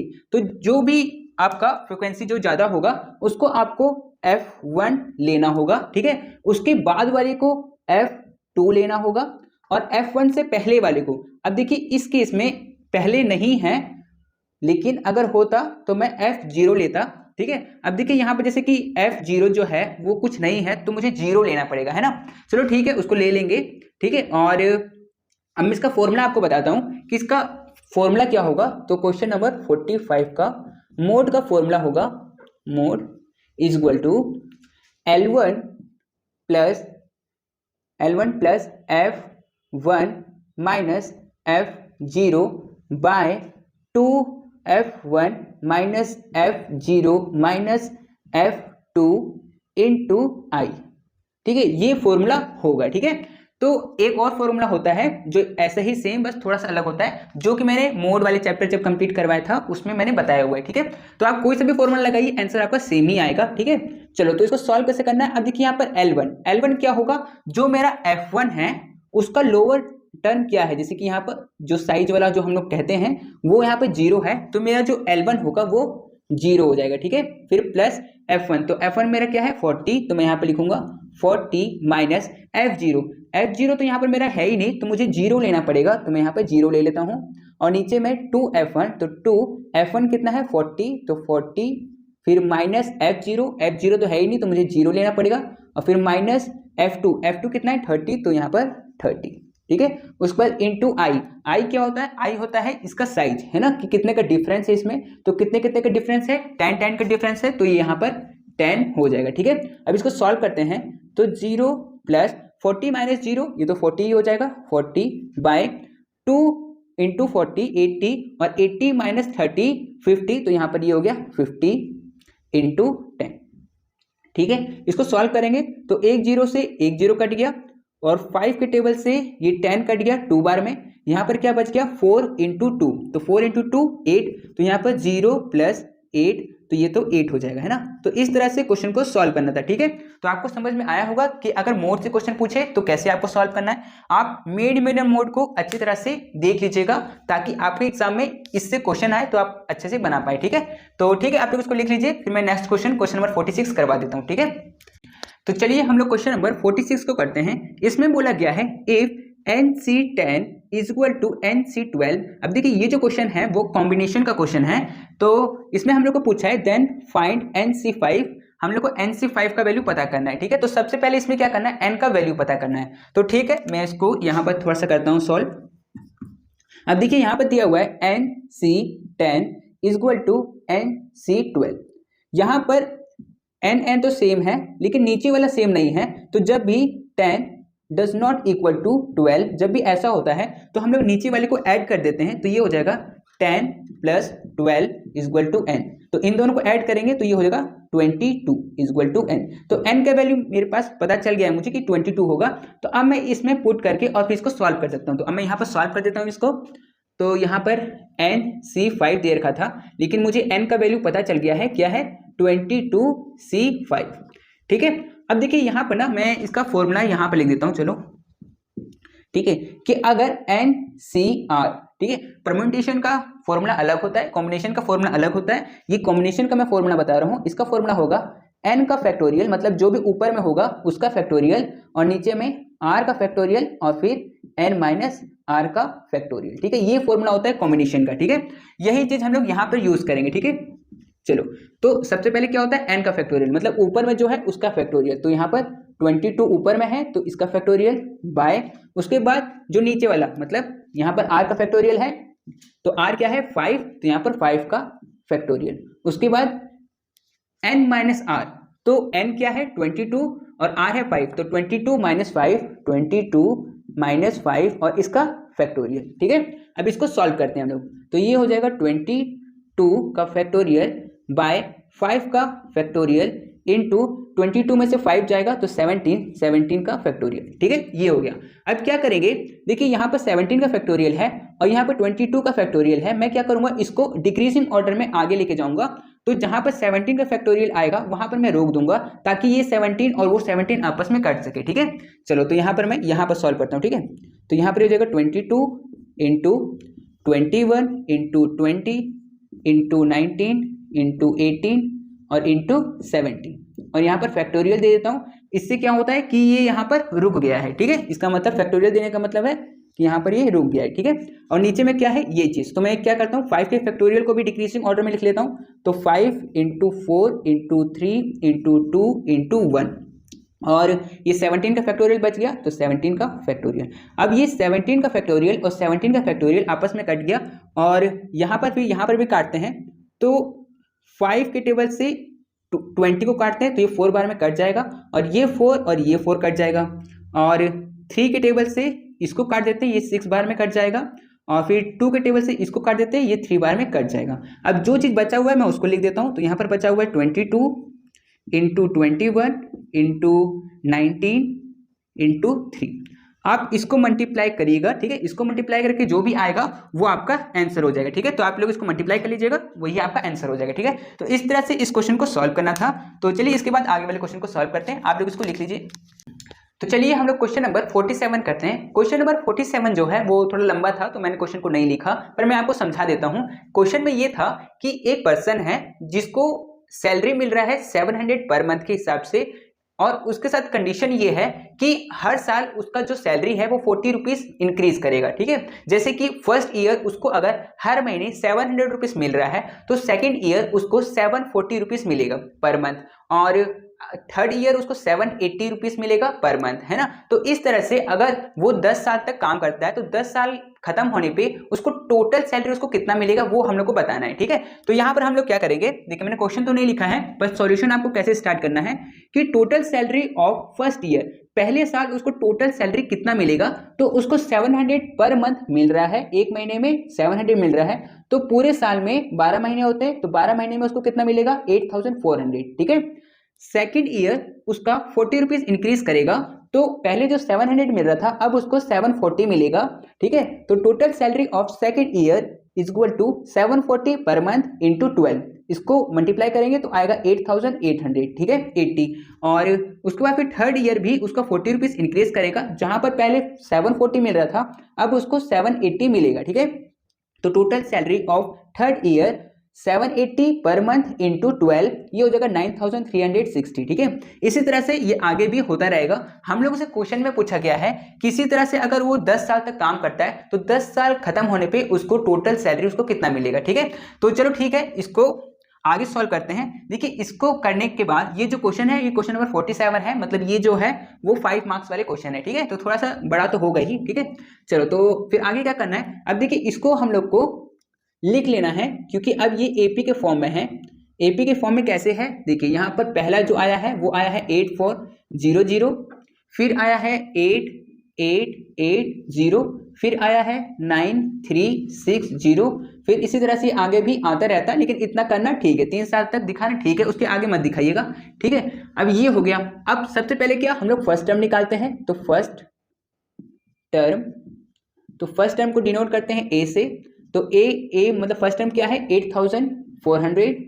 ठीक है, उसके बाद फिर कॉमन डिफरेंस निकालते हैं हम लोग, तो कॉमन डिफरेंस और ये हो गया डी से, तो इसको करते हैं T2 माइनस T1, तो ये आएगा 8880 माइनस 8400, इसको माइनस करेंगे तो आएगा 480। ठीक है, मतलब इसमें जो डिफरेंस है वो 480 का है, इसमें जो डिफरेंस है वो भी 480 का है, सब जो डिफरेंस होगा वो 480 का ही होगा। ठीक है, और n नंबर्स ऑफ ईयर हम लोग को कितना पूछा गया है कि 10 ईयर्स खत्म होने पे उसको टोटल सैलरी कितना मिलेगा, है ना। तो ठीक है, ये 10 हो गया।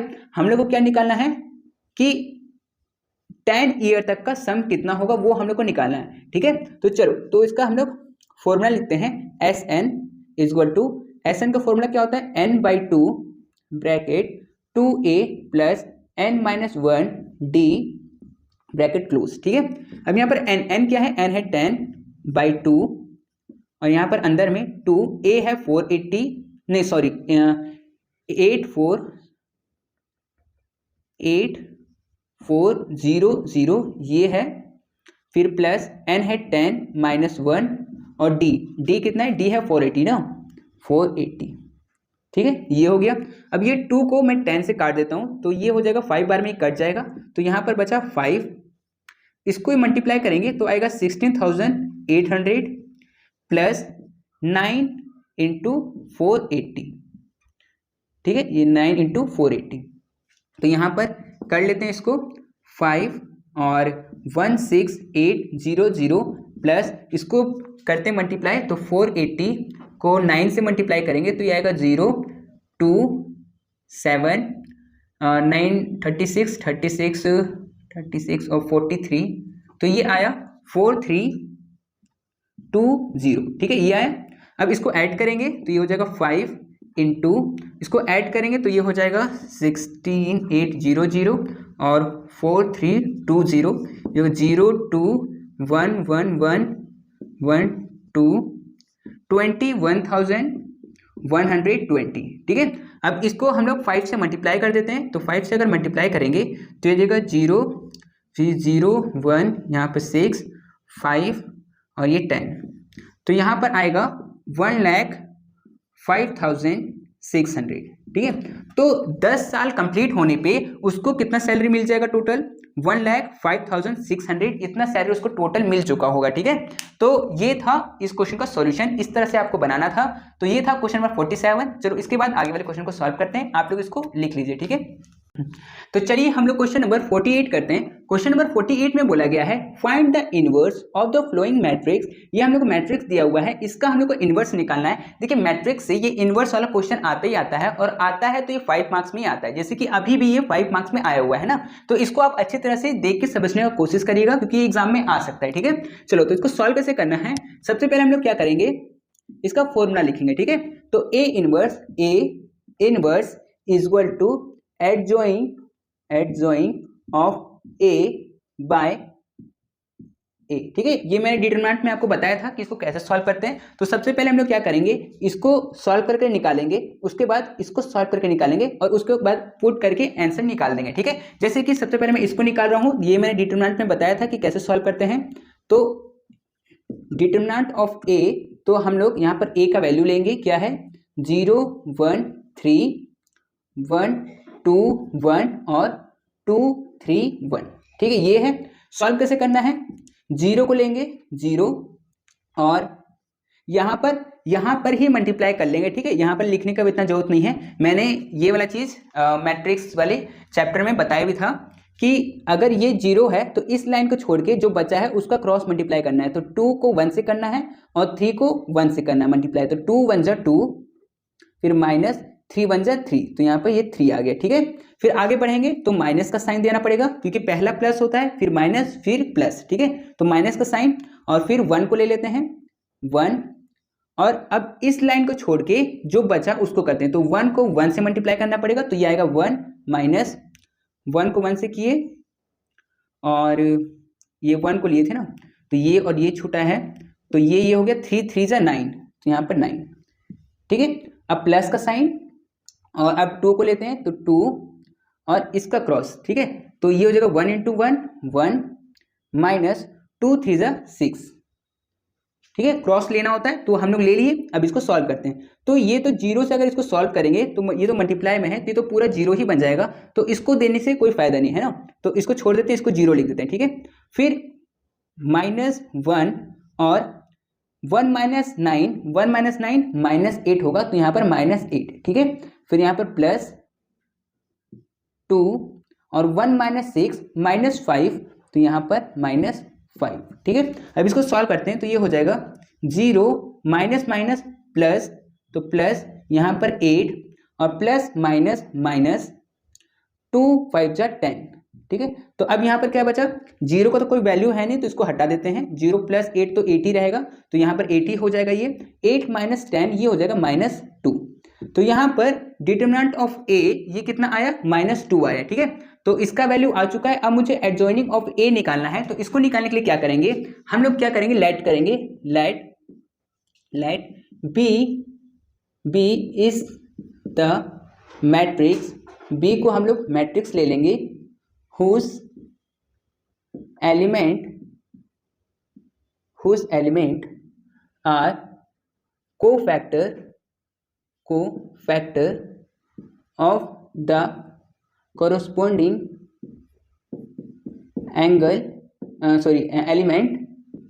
Element of A.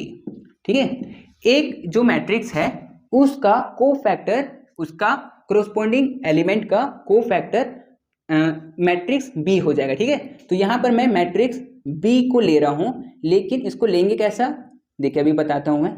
ठीक है, जैसे कि बी में ले रहा हूं, लेकिन इसको कैसे लेना है, जैसे कि जब आप इसको सॉल्व करिएगा ना, तो यहाँ पर जो ये पहला वाला होगा वो प्लस में होगा, साइन में बता रहा हूँ। ठीक है, प्लस में, उसके बाद माइनस में, उसके बाद प्लस में, फिर यहाँ पर माइनस में, फिर यहाँ प्लस में, यहाँ माइनस में, यहाँ प्लस में, यहाँ माइनस में, यहाँ प्लस में। ठीक है, अब ये ऐसा होगा क्यों, वो भी मैं आपको बताता हूँ। ठीक है, क्योंकि यहाँ पर जो एलिमेंट होता है उसका जो पोजीशन होता है वो A11 होता है, तो 1 + 1 2, तो जब भी इवन होगा तो वहाँ प्लस होगा, और जहाँ पर भी ऑड होगा वहाँ पर माइनस होता है। ठीक है, जैसे कि यहाँ पर 1 1 तो 1 + 1 2, तो ये तो इवन था तो प्लस हुआ। यहाँ पर A12 तो 1 + 2 3 होता है, तो 3 तो ऑड है, इसलिए यहाँ पर माइनस लगा। इसी तरीके से ये सभी उसी टाइप का है। ठीक है, चलो अब उसके बाद क्या करना है, उसके बाद हम लोग को इसका कोरस्पोंडिंग मतलब ये लेना है कोफैक्टर, है ना। तो कोफैक्टर कैसे निकालते हैं वो मैंने आपको बताया था। ठीक है, तो 0 और ये 0 का कोफैक्टर क्या होगा, 2 × 1 2, क्रॉस मल्टीप्लाई करते हैं तो 2 माइनस इसको इससे कर लिए, अब 3 को 1 से करेंगे तो 3 × 1 = 3, तो यहाँ पर 3। ठीक है, वही सेम चीज यहाँ पर भी करेंगे। यहाँ पर ये 1 है तो 1 का क्या हो जाएगा, 1 × मतलब इस लाइन का नहीं लेना है, अगर 1 का मैं ले रहा हूँ तो ये 1 वाला लाइन, ये वाला लाइन, ये वाला नहीं मनाएगा, ये 1 और ये 1, 1 × 1 1 माइनस 3 × 3 9। ठीक है, तो यहाँ पर 9 आएगा। ठीक है, ये आएगा। चलो अब यहाँ पर यहाँ 2 का देखते हैं, तो 2 का क्या हो जाएगा, 1 × 1 और 1 - 6, तो यहाँ पर हो जाएगा 1 - 6। ठीक है, अब आगे बढ़ते हैं। यहाँ पर तो अगर मैं इस 1 को ले रहा हूँ तो मुझे इस लाइन का नहीं लेना है, तो ये हो जाएगा 1 × 1 1 1 - 2, है ना, तो यहाँ पर हो जाएगा 1 - 2। ठीक है, क्रॉस मल्टीप्लाई कर रहे हैं, फिर यहाँ पर प्लस ये बीच वाला, अगर ये बीच वाला है तो ये बीच वाला लाइन को मुझे नहीं लेना है, तो 0 × 1 तो ये हो जाएगा 0 माइनस 3 × 2 6। ठीक है, तो यहाँ पर हो गया ये 6। ठीक है, आगे बढ़ेंगे तो यहाँ पर ये वाला को ले रहे हैं, तो ये लाइन और ये लाइन नहीं होगा, तो बचा क्या, बचा 0 × 1 0 माइनस 3। ठीक है, तो यहाँ पर बचा 0 माइनस 3। ठीक है, अब यहाँ पर करेंगे इस वाले को, तो देखिए ये जो है वो थोड़ा सा आपको कॉम्प्लिकेटेड लग रहा होगा, लेकिन जैसे जैसे आपका प्रैक्टिस होते जाएगा वैसे वैसे ये चीज़ आप स्पीड में करते जाइएगा। ठीक है, चलो तो यहाँ पर ये हो गया। 3 के लिए अगर मैं कर रहा हूँ तो 1 × 3 3 3 - 4, तो यहाँ पर हो जाएगा 3 - 4। ठीक है, उसके बाद यहाँ के लिए करते हैं, तो यहाँ पर हो जाएगा इसके लिए ये हो जाएगा 0 - 2 0 - 2। अब यहाँ के लिए करते हैं लास्ट वाला, तो ये हो जाएगा 0 - 1, तो यहाँ पर हो जाएगा 0 - 1।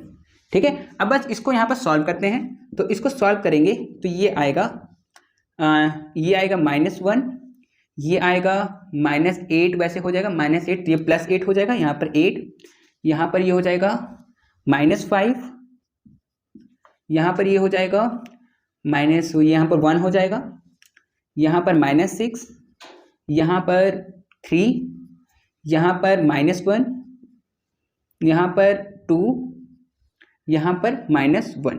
ठीक है, अब जो ये चीज़ आया है, अब इसका क्या करना है, इसका एडजॉइंट निकल जाएगा, एडजॉइंट ऑफ ए, लेकिन क्या करना पड़ेगा, बी, ये तो वैल्यू निकला है बी का ना, ये बी का, लेकिन अगर इसी का हम लोग ट्रांसपोर्ट निकाल दे, तो अगर ट्रांसपोर्ट निकलेगा तो वो इसका क्या हो जाएगा, एडजॉइनिंग भी हो जाएगा। ठीक है, और ट्रांसपोर्ट में हम लोग को क्या करना पड़ता है, जो चीज़ हम लोग को दिया हुआ है, जैसे कि ये रो है, ठीक है, ये रो है, इसको हम लोग कॉलम में लिख देंगे, जैसे कि ये इस रो को मैं कॉलम में लिखूंगा, जैसे -1 8 -5। ठीक है, ये रो को मैंने कॉलम में लिखा है। ठीक है, उसी तरह से ये वाला रो को मैं कॉलम में लिखूंगा, तो ये हो जाएगा 1 -6 और 3। उसी तरह से इस लाइन को भी लिखूंगा -1 2 और -1। ठीक है। तो अब ये चीज क्या निकला, ये चीज मेरा बी का ट्रांसपोर्ट भी निकला और एडजॉइनिंग ऑफ ए भी निकला। तो एडजॉइनिंग ऑफ ए हम लोग यही चीज तो हम लोग निकाल रहे हैं, ये दोनों है ना। तो ये तो यहाँ निकल चुका था और ये वाला अभी मैंने यहाँ पे निकाल दिया, ठीक है। अब इस चीज को मैं डायरेक्ट फॉर्मूला पे यहाँ पर पुट करूंगा, ठीक है। तो मैं इसको मिटा लेता हूँ, उसके बाद यहीं पे मैं सॉल्व कर देता हूँ, ठीक है। आप लोग इसको इतना तक लिख लीजिए। तो चलिए अब हम लोग इसको पुट करते हैं। तो यहाँ पर एडजॉइनिंग ऑफ ए और डिटरमिनेंट ऑफ ए, ये जो है इसका वैल्यू निकला था -2, तो मैं यहाँ पर -2 दे देता हूँ। अब क्या करते हैं, एडजॉइनिंग ऑफ ए का जो वैल्यू आया था उसको मैं लिख देता हूँ, ठीक है। इसको क्या करता हूँ, इसको मैं बाहर लिख देता हूँ, -1/2 और फिर ब्रैकेट में अब एडजॉइनिंग ऑफ ए लिख देता हूँ, ठीक है। तो यहाँ पर जो ये वैल्यू निकला है इसको बस मुझे यहाँ लिखना है, -1 8 -5 8 -5 फिर 1 -6 3 फिर -1 2 और -1, ठीक है। तो ये हो गया इसका सॉल्यूशन, ठीक है। तो बस इतना ही करना होता है। देखिए यहाँ पर ये -2 था, तो ये जरूरी नहीं है कि आप इसके नीचे दीजिए, आप यहाँ पर भी दे सकते हैं। यहाँ पर -1/2 मैंने लिख दिया है क्योंकि ये नीचे में है, तो ये इस तरह से ये नीचे में ही है, ठीक है। तो यहाँ पर ये इसका आंसर हो गया, ठीक है, इनवर्स ऑफ मैट्रिक्स, ठीक है, इनवर्स ऑफ ए, ठीक है। तो चलो ठीक है, आपको ये समझ में आया होगा कि कैसे मैंने सॉल्व किया है, ठीक है। तो इसी टाइप के क्वेश्चन जो मैं करवाया हूँ या करवाऊंगा, तो आप उसको भी देख लीजिएगा और बनाने का कोशिश करिएगा, क्योंकि ये क्वेश्चन एग्जाम में आता ही आता है, ठीक है। चलो ठीक है, आप लोग उसको लिख लीजिए, फिर मैं नेक्स्ट क्वेश्चन लिख लेता हूँ, उसको करवा देता हूँ, ठीक है। तो चलिए हम लोग क्वेश्चन नंबर 49 करते हैं। क्वेश्चन नंबर 49 में बोला गया है, इन अ टाउन ऑफ पॉपुलेशन 5000, एक टाउन है जिसका पॉपुलेशन 5000 है, 2800 पर्सन्स रीड हिंदुस्तान, तो उसमें से 2800 जो लोग हैं वो हिंदुस्तान न्यूज़पेपर पढ़ते हैं, 2300 पर्सन्स रीड प्रभात खबर और 2300 पर्सन रीड करते हैं प्रभात खबर न्यूज़पेपर, ठीक है, एंड 400 रीड बोथ, और 400 ऐसे लोग हैं जो कि दोनों न्यूज़पेपर पढ़ते हैं, ठीक है। How many do not read any newspaper, तो इसमें से कितने ऐसे लोग हैं जो न्यूज़पेपर पढ़ते ही नहीं है, ठीक है। तो चलो ठीक है, इसको कैसे सॉल्व करना है देखिए, ठीक है। क्वेश्चन नंबर 49, ठीक है। तो let H denote for Hindustan, ठीक है। हम लोग हिंदुस्तान न्यूज़पेपर के लिए H से डिनोट करेंगे और P से डिनोट करेंगे फॉर प्रभात खबर, ठीक है, प्रभात खबर, ठीक है। और टोटल पॉपुलेशन क्या है, टोटल पॉपुलेशन ऑफ टाउन का जो टोटल पॉपुलेशन है वो है 5000, ठीक है। अब इसमें से NH, यहाँ पर N का मतलब नंबर्स ऑफ पीपल और H का मतलब जो हिंदुस्तान पढ़ते हैं, तो कितने ऐसे लोग हैं जो हिंदुस्तान पढ़ते हैं वो है 2800, ठीक है। और यहाँ पर N का मतलब नंबर्स ऑफ पीपल ऐसे कितने हैं जो प्रभात खबर पढ़ते हैं, तो वो है 2300, ठीक है। और NH यूनियन नहीं, इंटरसेक्शन P, कितने ऐसे लोग हैं जो दोनों न्यूज़पेपर पढ़ते हैं, तो वो है 400, ठीक है। यहाँ पर बोथ न्यूज़पेपर, ठीक है, बोथ न्यूज़पेपर, ठीक है, ऐसे करके, ठीक है। तो यहाँ पर इंटरसेक्शन का मैंने इसलिए दिया क्योंकि मुझे ये दोनों को इंडिकेट करना था कि दोनों न्यूज़पेपर 400 लोग पढ़ते हैं, ठीक है। चलो तो ये आपको समझ में आया होगा। उसके बाद कि हम लोग को क्या निकालना है कि कितने ऐसे लोग हैं जो न्यूज़पेपर पढ़ते हैं, ठीक है। तो यहाँ पर मैं इसका क्या करूँगा, यूनियन निकालूंगा, ठीक है। तो यहाँ पर मैं निकालूंगा नाउ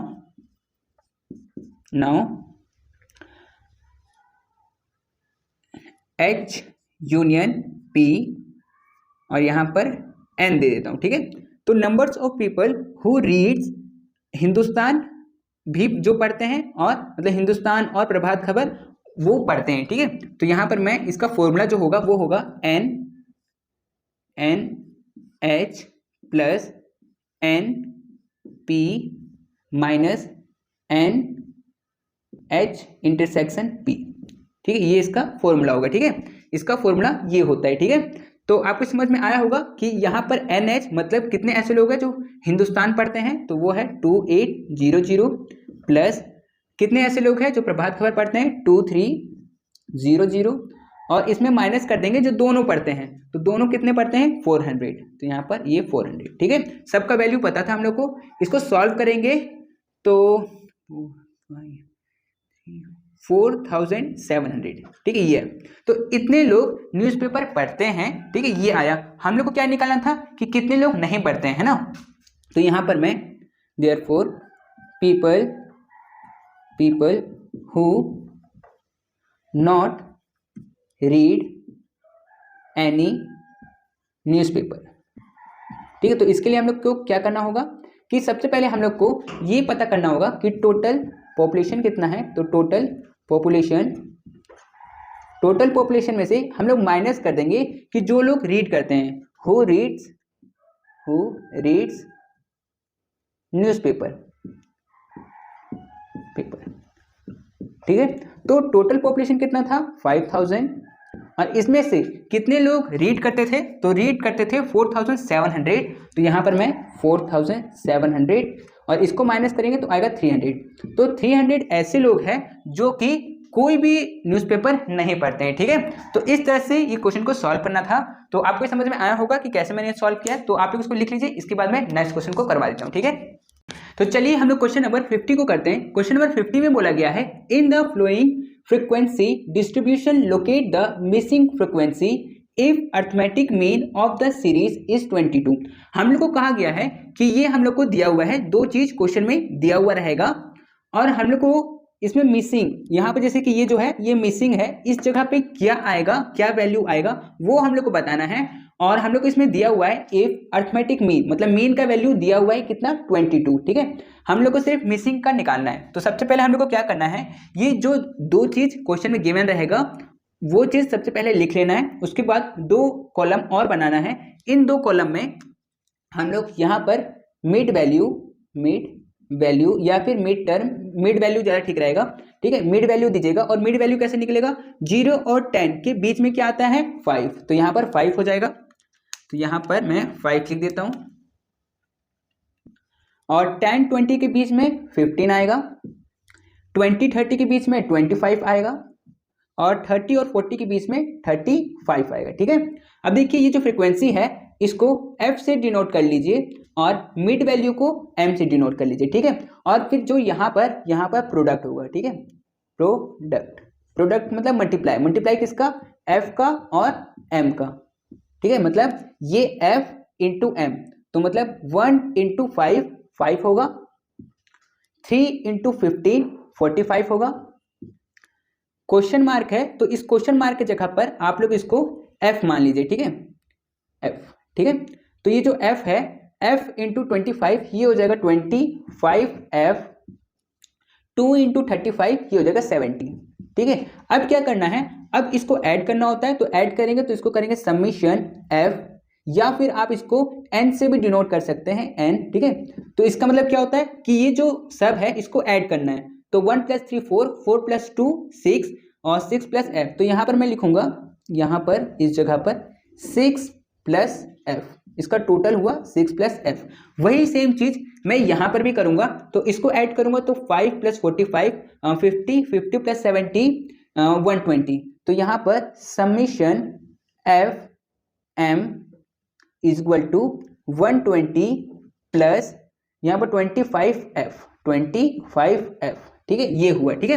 दोनों का वैल्यू आ गया है। अब मैं क्या कर सकता हूँ, इसका फॉर्मूला यूज कर सकता हूँ। तो मीन का फॉर्मूला क्या होता है, मीन, और इसको डिनोट करते हैं x बार से। इसका फॉर्मूला होता है समीशन FM, मतलब जो भी यहाँ पर ऐड करके जो आया था वो, और यहाँ पर समीशन F जो कि यहाँ पर आया था, या फिर आप इसको n से भी डिनोट कर सकते हैं, ठीक है।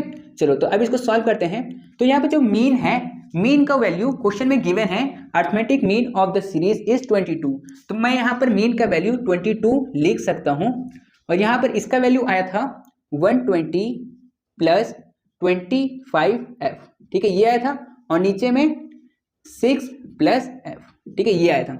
अब क्या करेंगे, हम लोग क्रॉस मल्टीप्लाई करेंगे, 6 + F को इधर ले जाएंगे तो ये 22 के साथ मल्टीप्लाई हो जाएगा, तो ये हो जाएगा 22, और फिर ब्रैकेट में 6 + F, ठीक है, इक्वल टू, इस तरफ क्या बचेगा 120 प्लस 25f, ठीक है, ये बचेगा। अब जो ये 22 है ये दोनों के साथ में मल्टीप्लाई होगा, तो 22 into 6 132 plus 22 into F 22f, ठीक है, ये हो जाएगा इक्वल टू 120 प्लस 25f, ठीक है, ये हो गया। अब क्या करेंगे, जो ये 120 है ये प्लस में है, इसको इस तरफ ले आएंगे, ठीक है, तो ये हो जाएगा 132 माइनस 120, ठीक है, इस तरफ प्लस में था, इस तरफ आया तो माइनस में हो गया। और जो ये प्लस 22f है इसको इस तरफ भेजेंगे तो ये माइनस में हो जाएगा, तो इस तरफ क्या बचा हुआ था 25f और ये इधर आया तो माइनस 22f। अब इसको सॉल्व करेंगे, 132 में से 120 गया तो 12 इक्वल टू 25f में से 22f गया तो यहाँ पर बचा 3f। अब जो ये 3 है वो f के साथ में मल्टीप्लाई में है, इधर जाएगा तो डिवाइड हो जाएगा, तो ये हो जाएगा 12/3 इक्वल टू f, और इसको काटेंगे तो आएगा 4, तो देयरफॉर f का वैल्यू आ गया जो कि मिसिंग था क्या 4, ठीक है, तो f का वैल्यू क्या आ गया 4, तो यहाँ पर क्या होना चाहिए था 4 होना चाहिए था, ठीक है। तो आपको इस समझ में आया होगा कि किस तरह से मैंने क्वेश्चन को सॉल्व किया। इसके बाद 2 क्वेश्चन और है उसको ही मैं करवा देता हूँ। देखिए मुझे ये सॉल्व करवाने में क्वेश्चन शायद 22 क्वेश्चन है, इसको सॉल्व करवाने में हो सकता है कि आपको समझाते समझाते अच्छी तरह से 2 घंटा का टाइम मुझे लग सकता है, लेकिन आपको 22 क्वेश्चन एग्जाम में सॉल्व नहीं करना है, आपको सिर्फ 16 क्वेश्चन उसमें से सॉल्व करना है। तो हो सके कि आपसे वो 1.5 घंटे में ही बन जाए, लेकिन उसके लिए आपको हर क्वेश्चन को आना चाहिए, ठीक है, आपको ये समझ होना चाहिए कि इस क्वेश्चन को कैसे बनाना है या फिर किसी भी क्वेश्चन को कैसे बनाना है, ठीक है। अगर वो आपको पता है तो आप जल्दी उसको बना सकते हैं, ठीक है। तो चलो ठीक है, ये है क्वेश्चन नंबर 50, इसके बाद 51 में करता हूँ, आप लोग इसको लिख लीजिए। तो चलिए हम लोग क्वेश्चन नंबर 51 को करते हैं। इसमें पूछा गया है यूजिंग एनी इंटरपोलेशन मेथड, कोई सा भी इंटरपोलेशन का मेथड हम लोग यूज कर सकते हैं। तो हम लोग जो यूज करेंगे वो बाइनोमियल एक्सपेंशन मेथड जो हम लोग पढ़े थे वो वाला यूज करेंगे, ठीक है। Find out the likely index number for 2013, इसमें जो 2013 है इसमें कौन सा वैल्यू आएगा वो हम लोग को पता करना है। फ्रॉम द फ्लोइंग टेबल, इस टेबल में जो 2013 है इसमें y2 मतलब ये जो वैल्यू इसमें मिसिंग है वहां पर क्या वैल्यू आएगा वो हम लोग को बताना है, ठीक है। चलो ठीक है, सबसे पहले हम लोग का काम होगा कि हम लोग ये देखेंगे कि हम लोग फॉर्मूला इसमें कौन सा यूज करेंगे। तो उसके लिए हम लोग क्या करेंगे, यहाँ पर y0 y1 y2 y3 y4, ठीक है, मतलब y4 तक जा रहा है, मतलब हम लोग y-1 का पावर 4 वाला फॉर्मूला यूज करेंगे, ठीक है। चलो तो यहाँ पर हम लोग यूज करते हैं, तो सॉल्यूशन द इक्वेशन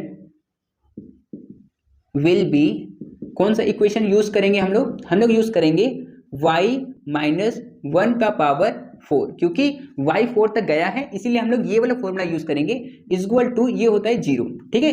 तो हम लोग को पता है कि y-1 का पावर 4 का फॉर्मूला क्या होता है, उसको हम लोग यहाँ पर लिखेंगे, ठीक है। जैसे कि मैंने आपको याद करना सिखाया था, इसमें इंटरपोलेशन से 3 टाइप के क्वेश्चन आ सकते हैं, मतलब 3 फॉर्मूला से, y-1 का पावर 4, पावर 5 और पावर 6, ठीक है, ये तीनों से आ सकता है। और इन तीनों फॉर्मूला को याद कैसे करना है वो मैंने आपको वीडियो में बताया ही था, ठीक है, जब मैंने ये चैप्टर करवाया था।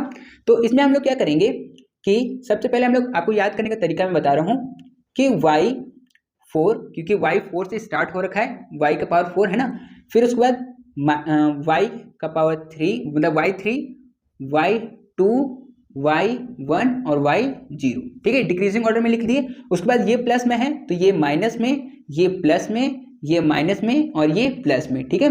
उसके बाद एक को छोड़ के जो नंबर है उसमें हम लोग 4 करेंगे, और यहाँ पर भी एक के पहले में 4 और यहाँ पर बीच में 6 होता है, ठीक है। ये हो गया इसका फॉर्मूला, ठीक है, इक्वल टू ये होता है 0 इक्वल टू, ठीक है, ये पूरे का वैल्यू क्या होगा 0, ठीक है, ये फॉर्मूला लिख दिए। अब हम लोग जो जैसे y4 है तो y4 जैसे कि यहाँ पर y4 का वैल्यू क्या है 210, तो वो हम लोग को यहाँ पर लिखना होगा। तो यहाँ पर मैं लिख देता हूँ 210 माइनस 4 y3 क्या है 157, तो मैं यहाँ पर 157 लिख देता हूँ, फिर प्लस 6 y2 माइनस 4 y1 क्या दिया हुआ है, y1 है 107 प्लस y0 है 100 इक्वल टू 0, ठीक है, ये हो गया। अब इसको क्या करेंगे, सॉल्व करते हैं, तो ये हो जाएगा 210 माइनस इसको करेंगे तो ये हो जाएगा 628 प्लस 6 y2 माइनस ये हो जाएगा 428 प्लस 100 इक्वल टू 0। ठीक है, बस इसको सॉल्व करना है। तो जैसे कि प्लस 210 है और प्लस 100 है, इन दोनों को प्लस करेंगे तो आएगा 310, और जो जो माइनस में है उसको करते हैं। तो माइनस माइनस होता प्लस है पर साइन माइनस का लगता है, तो माइनस 1056। ठीक है, बच गया क्या, ये वाला बच गया है, प्लस 6y2 इक्वल टू 0। ठीक है, अब क्या करेंगे, 6y2 को यहीं पे रहने देंगे, बाकी को उधर भेजेंगे। तो ये माइनस 1056 है, इस तरफ माइनस में है, उस तरफ जाएगा तो प्लस में हो जाएगा, और ये प्लस में है, ये उस तरफ जाएगा तो माइनस में हो जाएगा। तो ये हो जाएगा 6y2 इक्वल टू 1056 माइनस 310। ठीक है, ये हो गया। अब इसको माइनस कर लेते हैं इसमें से, तो यहाँ मैं साइड में कर लेता हूँ। तो 1056 में से 310 को माइनस करेंगे तो यहाँ पर आएगा 6 4 और ये 746 आएगा। ठीक है, तो यहाँ पर 6y2 इक्वल टू 746। ठीक है, अब 6y2 के साथ में मल्टीप्लाई में है, उधर जाएगा तो डिवाइड हो जाएगा, तो y2 इक्वल टू 746/6। ठीक है, 6 नीचे आ गया। अब इसको इससे डिवाइड करेंगे तो ये 124.33। ठीक है, ये आएगा। तो y2 का वैल्यू आ गया, y2 का वैल्यू क्या आया, 124.33। ये इसका आंसर हो गया। ठीक है, तो इस तरह से इंटरपोलेशन के क्वेश्चन को सॉल्व करना होता है। ठीक है, तो आप लोग उसको लिख लीजिए, फिर मैं एक लास्ट क्वेश्चन बाकी है उसको भी करवा देता हूँ। ठीक है, तो चलिए अब हम लोग लास्ट क्वेश्चन को सॉल्व करते हैं, जो कि क्वेश्चन नंबर 52 है। इसमें बोला गया है find first 3 term of a HP whose fourth and 8th terms are 3/5 and 1/3 respectively. मतलब यहाँ पर हम लोग को HP का 3 टर्म, फर्स्ट 3 टर्म पता करना है, और हम लोग को दिया हुआ क्या है, 4th टर्म दिया है और 8th टर्म। 4th टर्म क्या है 3/5 और 8th टर्म क्या है 1/3। ठीक है, तो ठीक है, पहले इसको क्या करेंगे, देखिए हम लोग को HP में दिया हुआ है सॉल्यूशन। तो 4th टर्म ऑफ HP ये हम लोग को गिवन है कितना, 3/5। ठीक है, तो हम लोग क्या करेंगे, 4th टर्म ऑफ AP, तो AP का 4th टर्म क्या हो जाएगा। अब देखिए मैंने आपको बताया था जब मैं आपको ये चैप्टर पढ़ा रहा था HP, कि HP का उल्टा होता है AP और AP का उल्टा होता है HP। ठीक है, तो अगर आप HP, ये जो HP दिया हुआ है 3/5, इसको अगर आप उल्टा कर देते हैं तो ये AP बन जाता है। ठीक है, तो इसको उल्टा करते हैं तो ये हो जाएगा 5/3।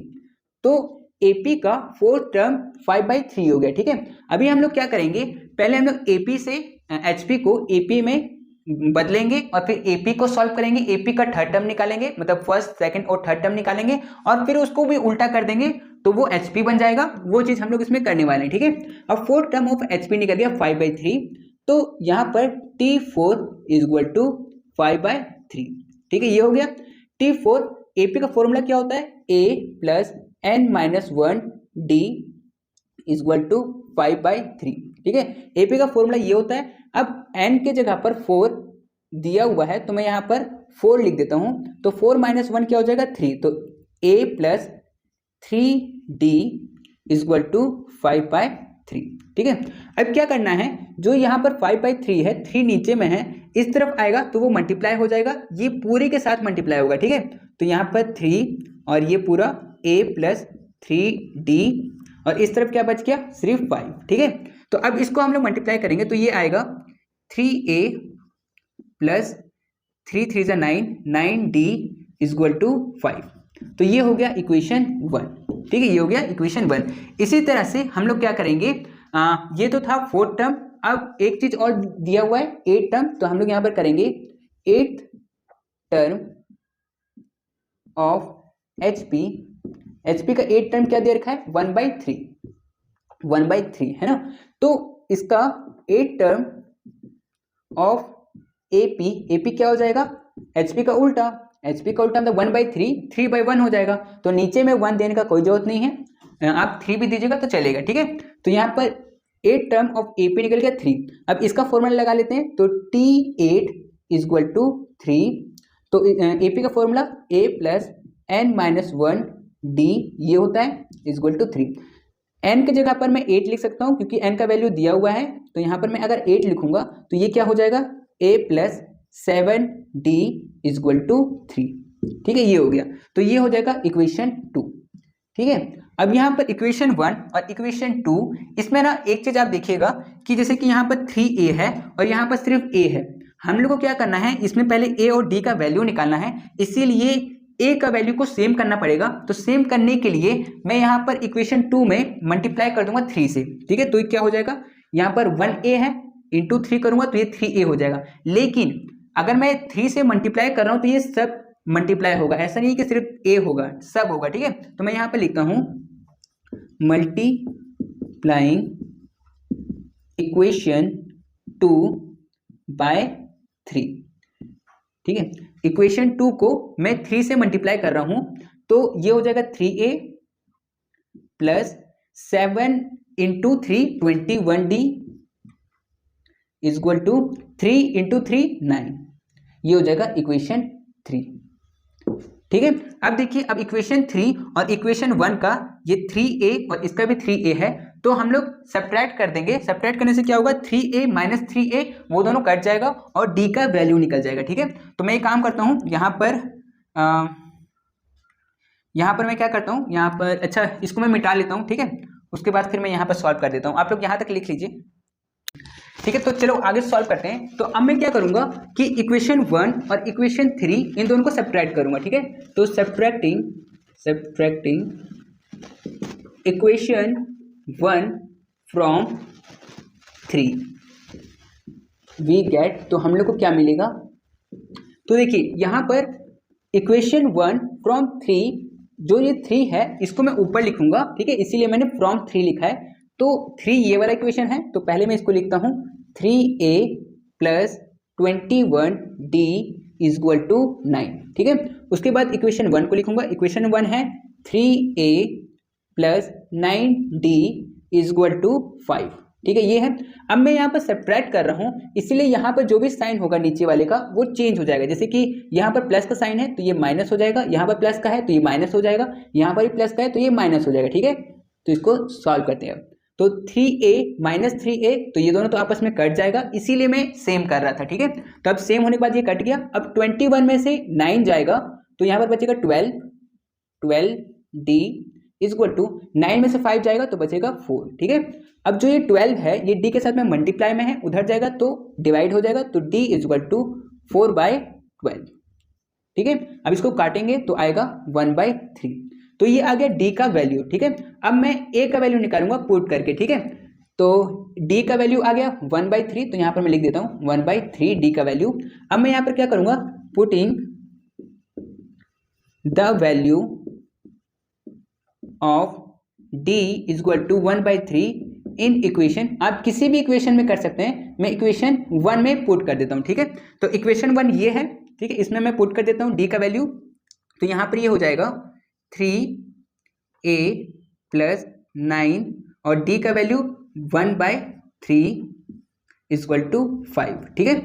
सॉल्व करते हैं, तो 3a प्लस 3 और ये 9 3 के टेबल से कट जाएगा, तो यहाँ पर बचेगा 3 इंटू 1 3, तो यहाँ पर बचा 3 इज इक्वल टू 5, ठीक है। प्लस 3 उधर जाएगा तो माइनस हो जाएगा, तो ये हो जाएगा 3a is equal to 5 minus 3, तो ये हो गया 3a इज इक्वल टू 2, और जो 3 है वो a के साथ में मल्टीप्लाई में है, तो ये हो जाएगा a इज इक्वल टू 2/3, तो a का वैल्यू भी आ गया है ना। तो a का वैल्यू आ गया और d का वैल्यू भी आ गया है, तो मैं क्या कर सकता हूँ, AP का 3 टर्म निकाल सकता हूँ। तो फर्स्ट 3 टर्म ऑफ AP, अभी मैं AP का ही निकाल रहा हूँ, ठीक है।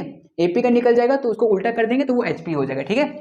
तो यहाँ पर T1 कैसे निकालते हैं, T1 मतलब A, फर्स्ट टर्म हम लोग A को कहते हैं। तो A का वैल्यू कितना आया था, A का वैल्यू आया है 2/3, ठीक है, तो ये हो गया 2/3, ठीक है। अब T2 सेकंड टर्म कैसे निकालते हैं, A प्लस D, तो A कितना है, A है 2/3 प्लस D कितना है, D है 1/3, तो यहाँ पर 1/3, ठीक है। सॉल्व करेंगे तो ये 3 आएगा और 2 + 1, तो ये हो जाएगा 3/3, और इसको काटेंगे तो आएगा 1, ठीक है।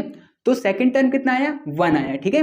अब T3 निकालेंगे, तो T3 क्या हो जाएगा, A प्लस 2D, तो इसको सॉल्व करेंगे 2/3, A का वैल्यू 2/3 है, प्लस 2 इंटू डी का वैल्यू 1/3, तो ये हो जाएगा, अच्छा मैं इसको ना आगे कर देता हूँ, चलो ठीक है, तो ये हो जाएगा 2/3 प्लस 2/3, तो इसको सॉल्व करेंगे तो ये हो जाएगा 3 और 2 प्लस 2, ये हो जाएगा 4/3। तो यहाँ पर जो T3 का वैल्यू आया टर्म 3 का, वो आया 4/3, ठीक है। अब मुझे HP निकालना है, तो मैं AP को उल्टा कर दूंगा, तो अभी देखिए मैं इसको मिटा देता हूँ। तो अब क्या करूंगा, now 3 term of HP, 3 term HP का क्या हो जाएगा, AP का जो टर्म है उसको उल्टा कर देंगे, जैसे कि T1 टर्म 1 क्या हो जाएगा, AP में 2/3 था, तो HP में क्या हो जाएगा 3/2, तो यहां पर हो जाएगा 3/2, ठीक है। टर्म 2 कितना निकला था, टर्म 2 निकला था 1, तो 1 का उल्टा करेंगे तो 1/1 ही होगा, तो इसका 1 आया। और T3 टर्म 3 AP में आया था 4/3, तो HP में उल्टा हो जाएगा 3/4 हो जाएगा, तो 3/4, तो ये हो गया इसका 3 टर्म, HP का 3 टर्म। तो ऐसे करके इसको सॉल्व करना था, थोड़ा सा लंबा था पर ये 5 मार्क्स में था और इजी था। आप अगर इसका कॉन्सेप्ट समझ जाइएगा तो इजीली आपसे सॉल्व हो जाएगा, ठीक है। तो ये तो था क्वेश्चन 52, मतलब 30 क्वेश्चन तो जो MCQ था वो तो मैंने सॉल्व नहीं करवाया, लेकिन मैंने सब्जेक्टिव वाला सॉल्व करवा दिया है। आप ये क्वेश्चन को बना के प्रैक्टिस करिएगा, और मैं डिस्क्रिप्शन में सब चैप्टर का लिंक दे दूंगा, और जो प्रीवियस ईयर क्वेश्चन पेपर था उसका भी मैं लिंक दे दूंगा, आप वहां जाके प्रैक्टिस कर सकते हैं, ठीक है। तो ठीक है, इस वीडियो के लिए सिर्फ इतना ही, मिलते हैं हम लोग आने वाली नेक्स्ट वीडियो में, ठीक है।